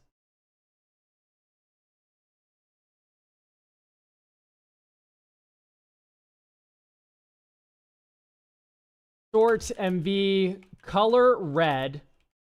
Sort, order descending. Right, this should work. Or is it... Yeah, order descending. There's the deck. I don't know why it sounded like that. I don't know what you mean. Sorry. I don't see anything. Either way, you don't just post a deck in chat. Oop, I did something wrong. Oh, I just got all red cards. Type creature. Mana value is equal to or...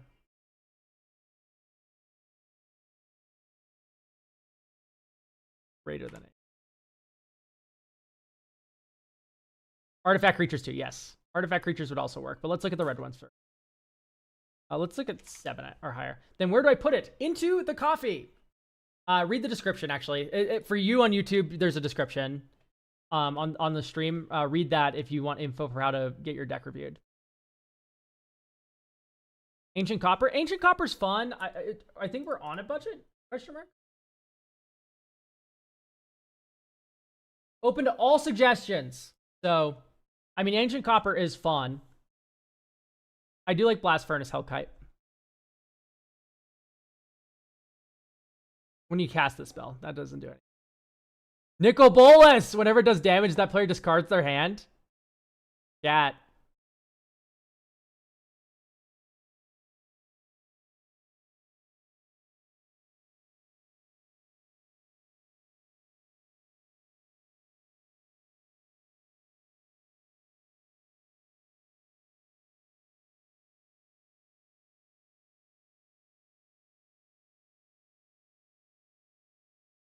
Shocker? Dude, Shocker sucks. What? Shocker.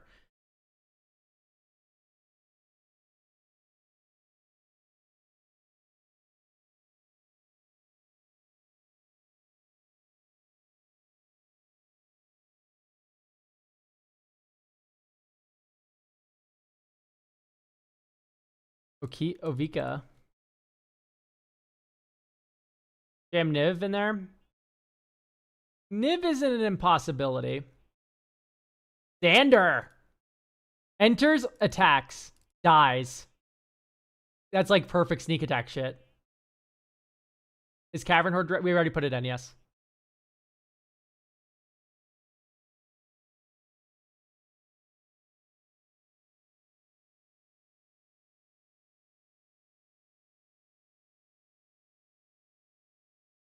And shit Kevrek into play and just keep him there. That's pretty funny. What bracket we're in? Like 3. Is Godo too much? I'm not putting Godo Helm in this deck. Helm does nothing.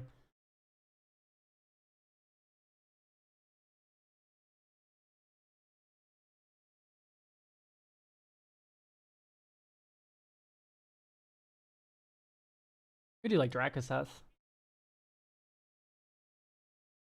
Yeah, that makes sense. She's a girl.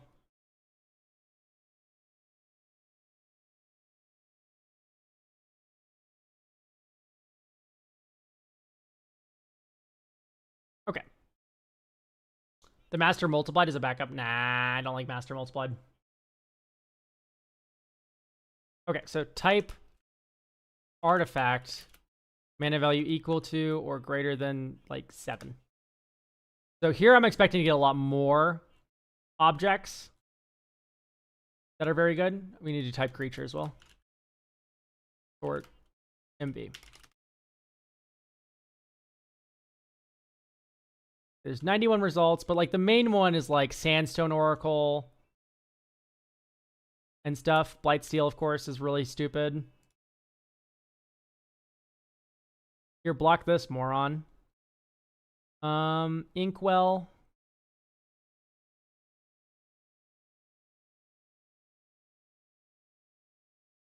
New to your stream, but wanted to show off my bracket 4 pet deck. You're more than welcome to by following the link in the description to get a deck review for next week. Bygone Colossus.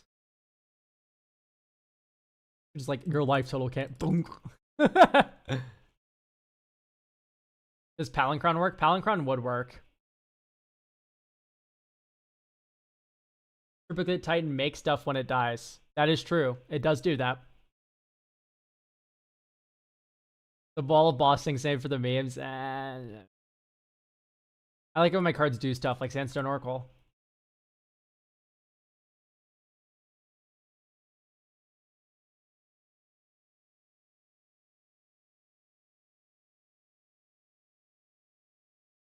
All right, there's a bunch of giant monsters in the deck now. That all of them can. Artifact and red creature cards.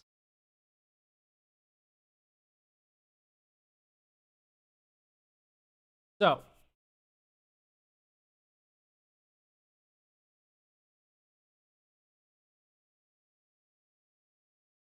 Well, then don't let me stop you, Lord Dare is sought.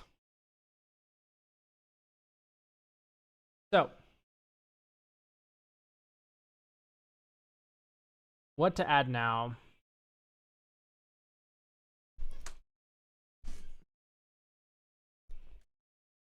Oh, maybe we do actually add the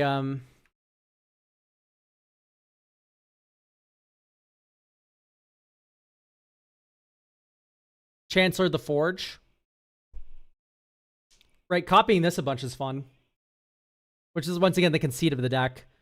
I would like you to be on, I'm gonna cut 1 mountain.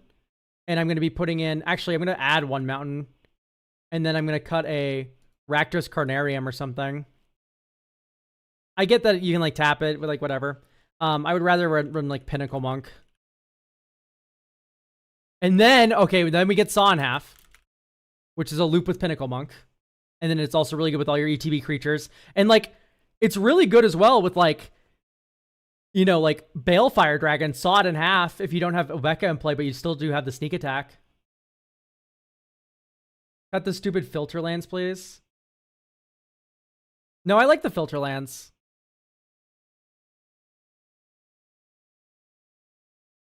I like the filter lands a lot.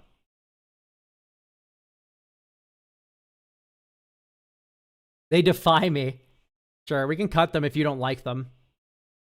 Like, here's your deck.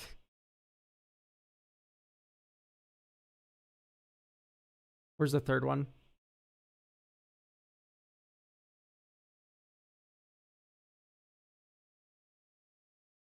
Where's the third one?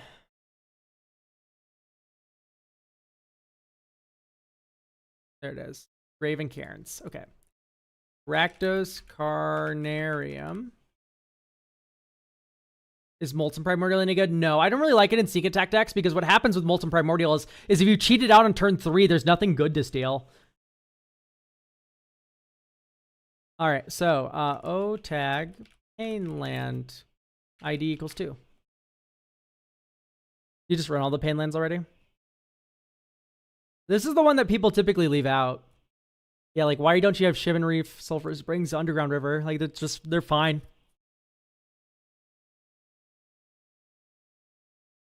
Okay. What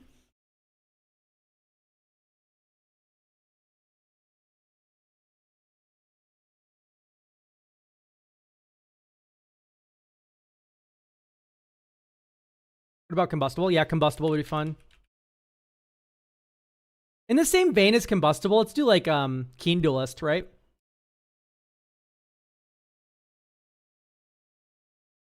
Right. Beginning of your upkeep, you and target opponent each reveal the top card of your library. You lose life, heal the mana value of the card revealed by the other player. And then you can do Parker Luck, which is another version of that. And then Combustible.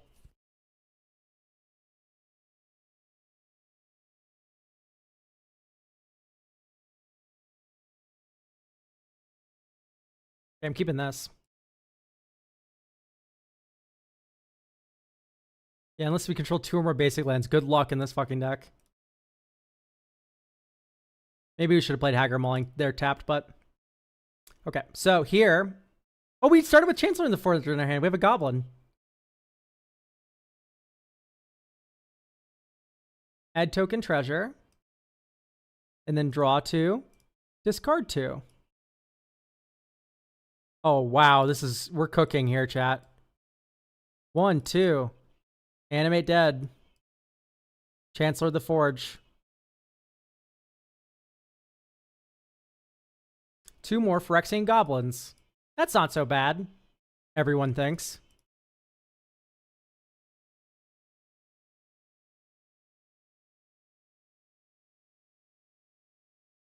Discard Sandstone Oracle. Make a copy of Chancellor of the Forge. 1, 2, 3, 4, 5, 6. More Goblins. Swing with this. Draw a card.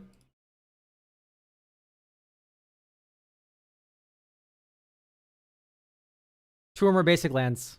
Yeah, we don't have those. 1, 1, 2.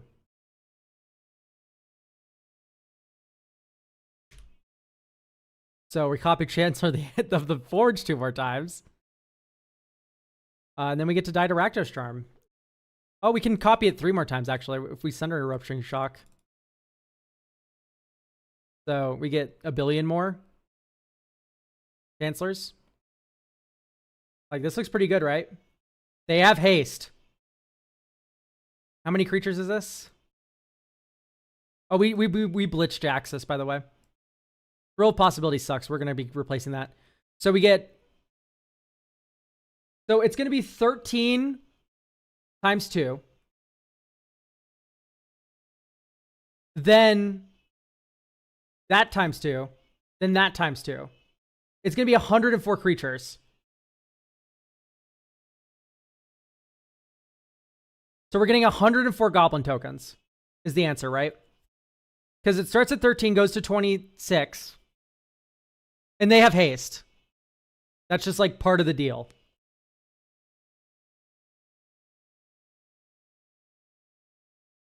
So someone's fucking dying. Looks pretty good to me. Like that. Great job. We didn't even play Obeka that game. Sanders Lounge. Next turn. Command Beacon. Soul Ring. Keen Duelist. Next turn. You take 3 damage. 1, 2, 3, 4, 5. Perforos Bronze Blooded. Next turn, you take 0 damage. Scalding Tarn, get Steam Vents. 1, 2, Sundial. Hey chat, do I draw 3 or do you want to get nuked?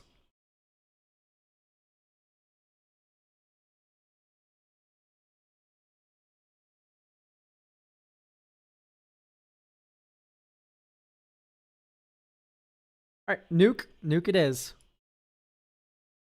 You take 10.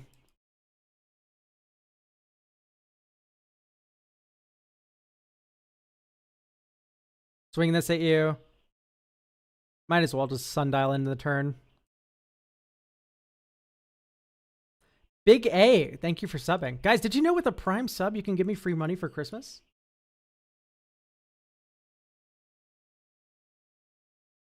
Let's actually just Prismari command here.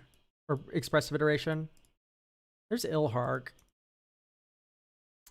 I think we've gotten another card off the Keen. Ilharg, exile this, bottom this.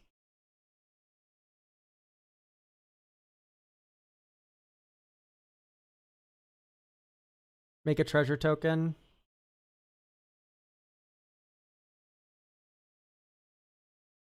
Draw 2. Discard 2. Oh my god. All right, guys. Hey, chat. Do you want to get nukes 3 times or do I draw 9?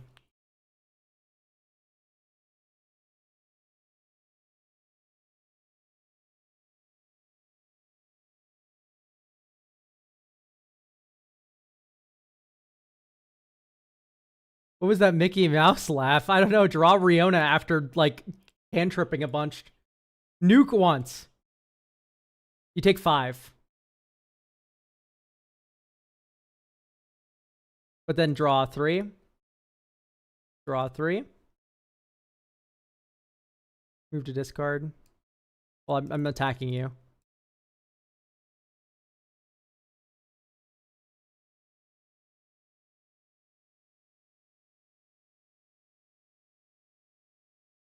Command Tower. 1, 2, 3, 4, 5, 6. Calamity. Saddle with the Gear Hulk swing. Yeah, and then Riona, make a copy of this as well.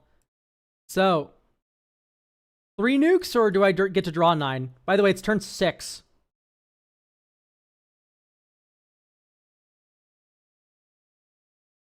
Yeah, that's... You're good. You're good. Take it as a compliment. I didn't spend that much time on the deck. Like, yeah, you're good. We can talk a little bit about side grades, I guess. So hang on. I didn't like Thrill that much. Terminate. There has to be better options here. Yeah, I think like Soul Shatter. Probably. Right, sacrifices a creature or planeswalker with the highest mana value. Soul Shatter in. And then let's also do like, instead of Thrill, I don't like the demand answers, like this kind of effect. I'm not a big fan of. Like Prismari Command's cool. Is there any big creature that we're missing, chat? Because I do want to increase the mana value of this deck more.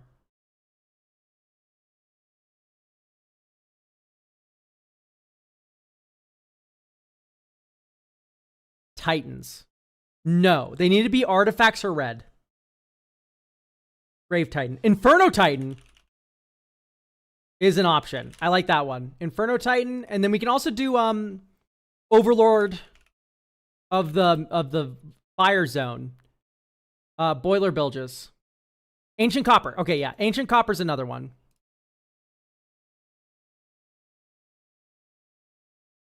Meogens. Meogens you need to cast, or else they don't get the counter. Drakuseth. Drakuseth already in. It's right there. All right. So I that was one thing during the playtest where I was like, I don't know if I like the cheap shit. Like, I kind of just want to cheat. And then when you can just control until then. Is Tanic's in here already? Thraxamundar. That's hilarious. All right. Hang on. We're going to give this one more shake.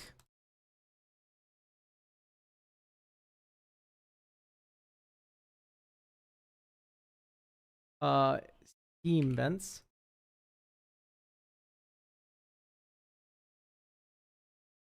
So we could just drop Tanic here, but I'm not going to do that.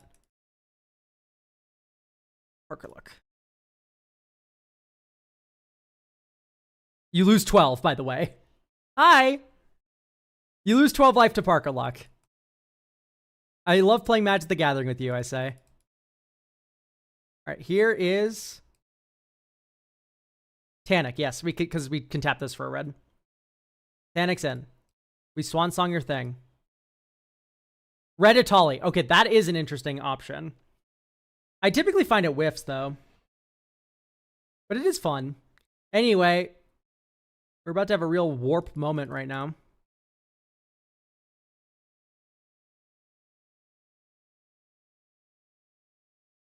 Do you think the Overlord creatures should have been legendary? Not really. I think they are too strong. Like, I think legendary would have been a good drawback. Yeah, we could do Atali. It's just, hang on, wait.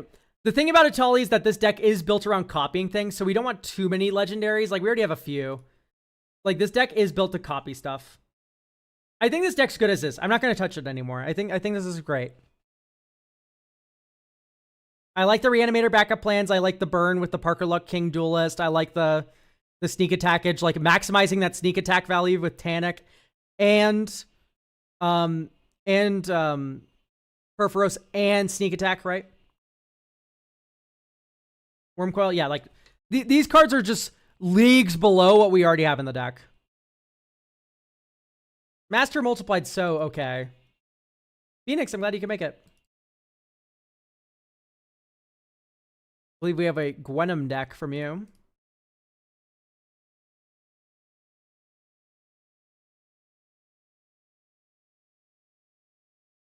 Oh, we already have it.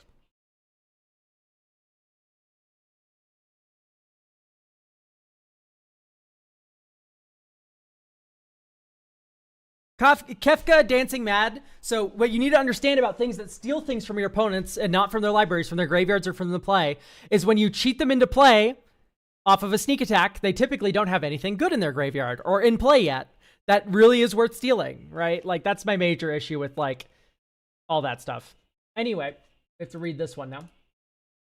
My deck's game plan is to navigate the early and mid game with reactive and protective spells until I get to resolve a Citadel effect through either Citadel or Gwenum and go for a top or Aetherflux win.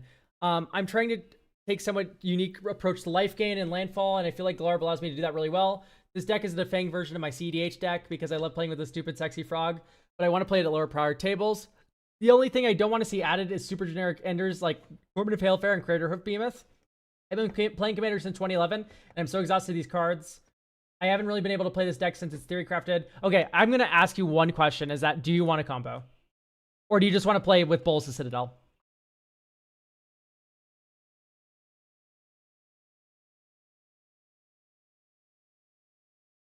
Do you want to have funny Bolas the Citadel turns? Or do you want to combo with Bolas the Citadel? You're fine with combo. Okay, but this doesn't answer my question. You are fine with a combo.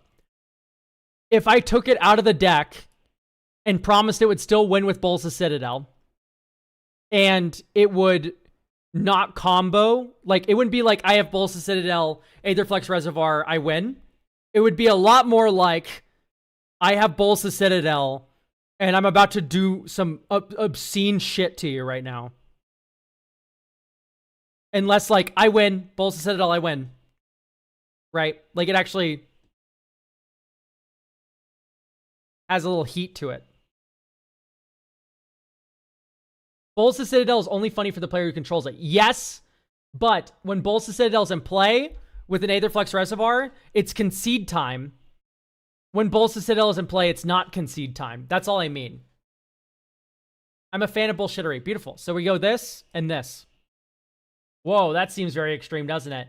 I promise, it's true. Whenever land enters, you gain 2 life? No. Each opponent loses 1 life? No. Like, are you running like Scape Shift? That's like the only card I'd really want to see with that. I like the counterbalance. See, this is the motion I'm trying to see. It's like, oh, we're counterbalancing. All right, I'm even gonna take Necro out.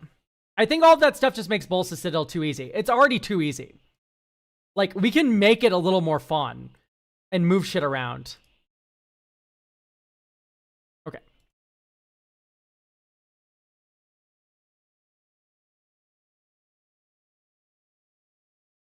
Scheming. Death Right. I don't even like Consecrated Sphinx that much.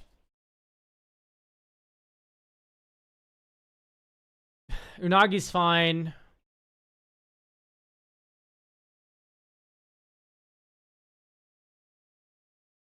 What's with all this life gain?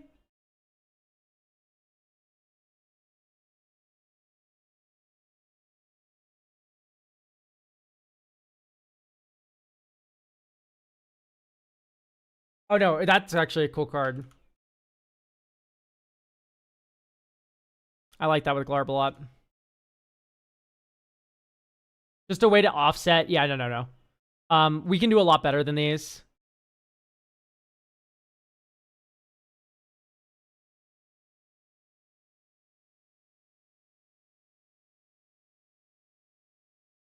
For target enchantment, counter target creature spell. I want to get a couple more exploration effects in here. So like Dryad of... Yeah, that's already in. I'm stupid. We already have, yeah, we have a Zeus single but looking. AC.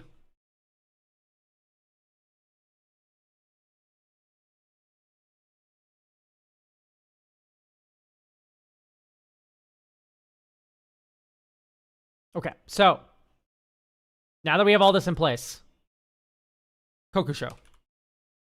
Kokusho gains you 15 life. Gray Merchant. Gray Merchant gains you 15 life because you have Bolsa Citadel in play, presumably when you're playing the Gray Merchant. Do you know what works really well with landfall? Springheart Nantuko.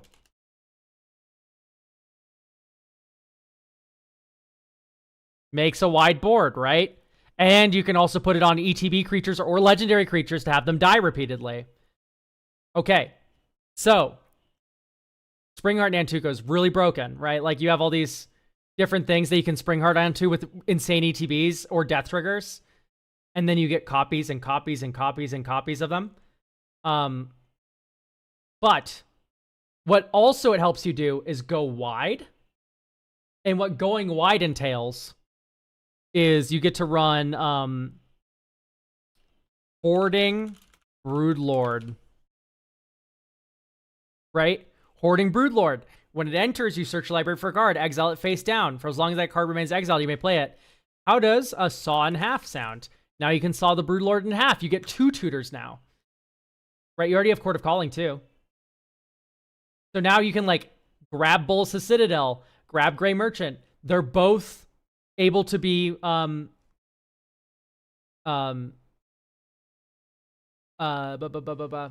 convoked out. Another thing is like I'm heavily considering like something like a Viscera Seer for you. Right, Viscera Seer, sack a creature, scry one. So you sack, you scry.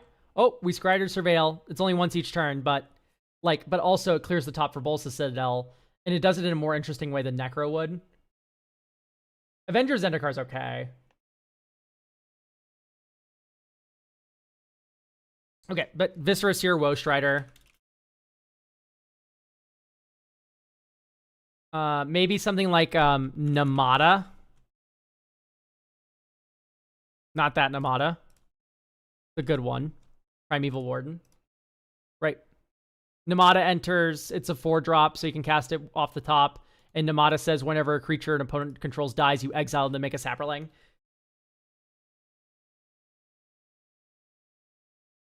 Okay, so Brainstorm, Brain Surge.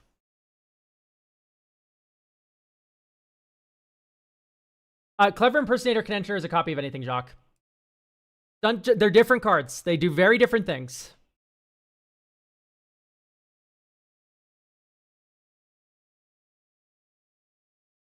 Wild Growth. You don't have that many forests, though.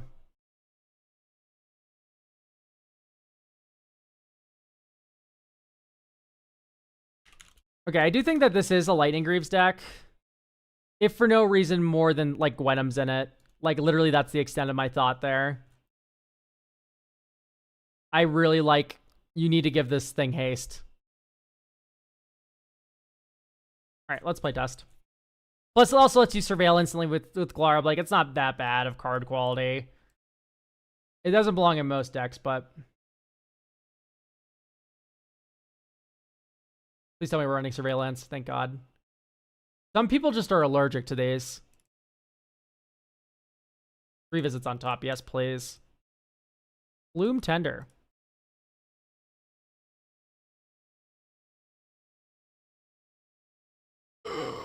Oh, that sucks so bad. All right, green, blue, black.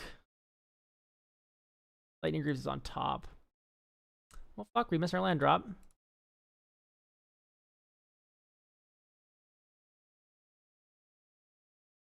Oh, this is really bad.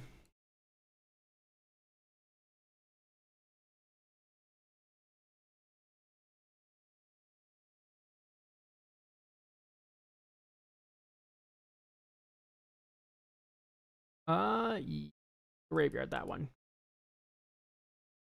Okay, we're fine now.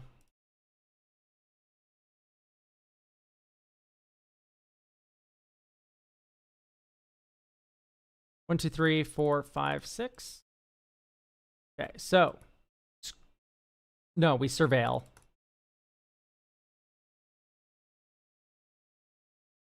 Okay, yeah, we're gonna go 1, 2, 3, 4. Whenever you surveil, look at the top card of your library. You may cast that card without paying its mana cost. Dink. Put 2 of the, look at the top 4, put 2 in your hand. 1, 2. We'll put Kokusho and Limdul's Vault into our... Move to discard. Kokusho to graveyard. Lightning Greaves to graveyard. Black. Reanimate Kokusho. Yay, surveil 2. 1, 2, 3, 4. Wow, that's really good. Top card of our library. Counterbalance. Sure, we'll cast it for free. All right. I think the last thought I have here about this deck is an Ancient Stellar Spawn. This is the funniest thing you can be running.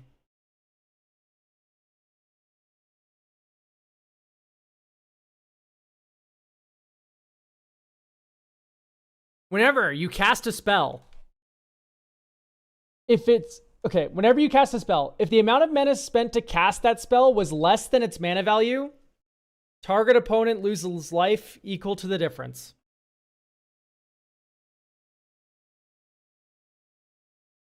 Also, Temporal Mastery. We're on Brainstorm and Brain Surge now, so Temporal Mastery goes in. Ringing Temporal Mastery.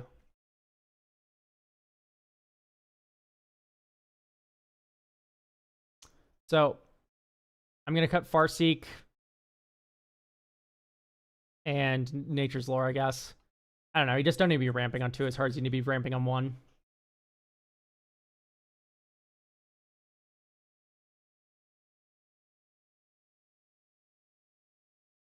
Dude, how many lands are we running?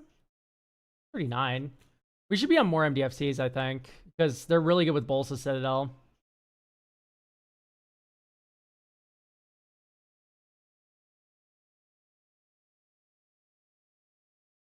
Okay, I'm gonna cut Zagoth Triumph. Surveils make them a lot less better, the Trilands like that. Exotic Orchard. Do like Salundi Vision. Or no, just do Fell the Profane. Agra Mauling. Right, these are both 4-drops.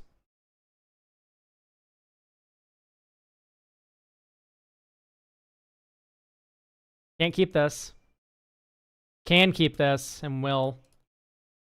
Dink. Viscerous here. Pass. Surveil. Oh, keeping that on top. 1, 2, 3. Barb. Hello, Ice Till Explorer.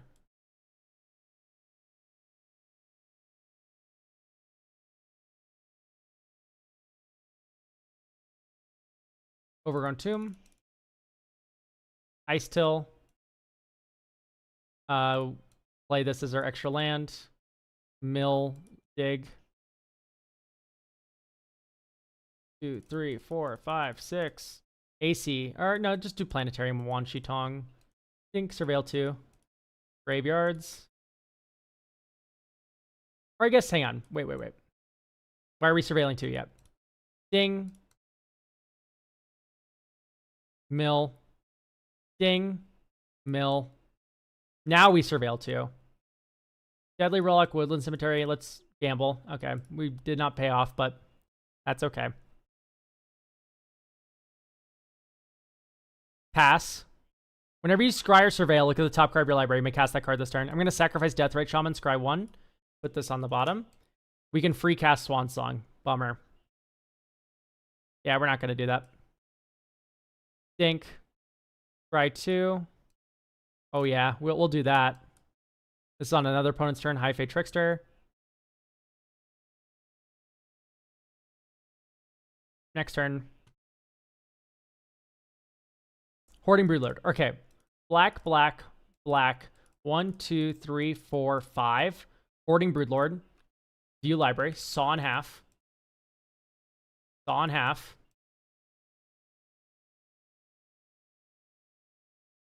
1, 2, 3. Saw in half. Hoarding Broodlord. Scheming Symmetry.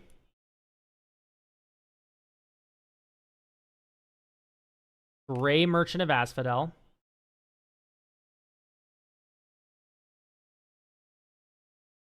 And then you go tap this, Scheming Symmetry with an opponent. Bolus's Citadel. Planetary Wan Shi Tong, scry 2. Top, bottom. Cast Bolus's Citadel for free. Land drop for turn, mill a card. Oop. Springheart Nantuko. 1, 2, 3, 4. Okay, so not quite. Second land drop for turn. Mill a card. 1, 2, 3. Oh, we make a Springheart Nantuko token. You know what I mean. Satiova. 1, 2, 3, 4, 5. Lightning Greaves. 1, 2. So let's crack Misty.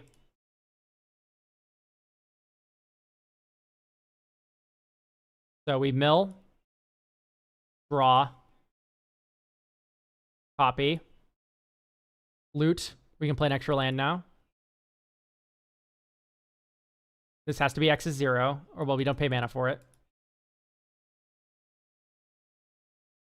Counterbalance.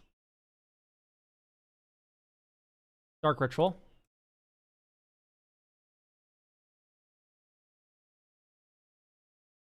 Okay, so now we go extra land drop, mill a card, draw a card, gain a life. Okay, anyway. 1, 2, 3, 1, 2. Gray Merchant of Asphodel. Each opponent loses 1, 2, 3, 4, 5, 6, 7, 8, 9, 10. 10 life, and then you gain 30.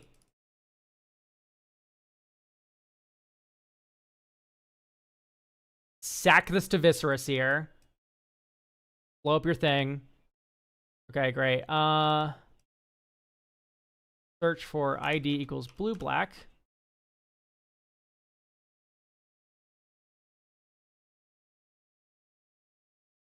Yeah, I fucked the tapping up here. Like, we could have tapped this and left the black floating from Dark Ritual. Reanimate the Gray Merchant. Yeah, so, anyway, all I'm saying is, like, oh, it's so awful that I cut the... Damn it, I cut the Aetherflux Reservoir, you know, top combo. How else are we supposed to win?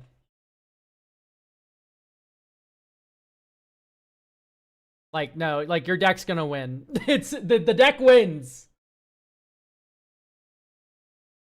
It does so much shit. It's crazy. Scoot Swarm would be really good for the deck, but also simultaneously I'm a little wary of adding it because it can kind of just take over the game by itself, which is, I don't know what is really wanted. You could do like Badgermole Cub. No, not Lumra. We're not lands combo. Closing Thoughts? Closing Thoughts is, oh, not real Badgermole. Badgermole Cub. They have to know about the joke where, like, the kid version of the animal is stronger than the actual version. Like, that's just known. Anyway, Badgermole Cub in, cut, like, a different 2-mana ramp option, like 3 visits. Just Earthbend 1, and then all of your dorks tap for an additional green. Closing Thoughts is, Bolas' Citadel is already very broken, and you can already win the game with it. So there's kind of no reason to go over the top with, like, Top's Aetherflux combo.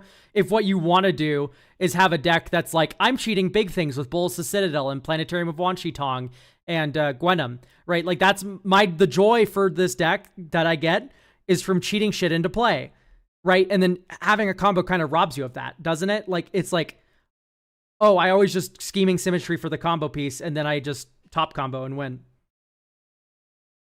Right? Versus that silly, stupid fucking turn that we had. That you just saw before your eyes, right?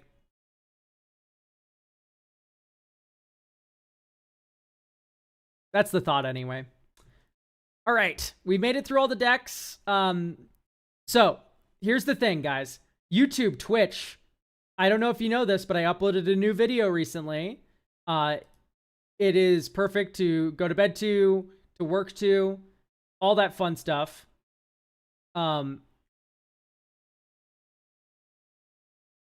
So I'll put a link to it in the description here. Elk, how do I loop Spore Frog and Naya colors without Eternal Witness and Ephemerate? Because I already have those. You can do like Court of Ardenvale. 6 is very good at doing it. Yeah, you have a few options. Watching it for Christmas dinner. Good. Yes. Let's see how many slots we have for next week. Copy. Yep, we have 4 slots left for the next Tuesday stream. You can get your deck review there. Great. I think that about does it then for us. YouTube, go watch my video. Bye.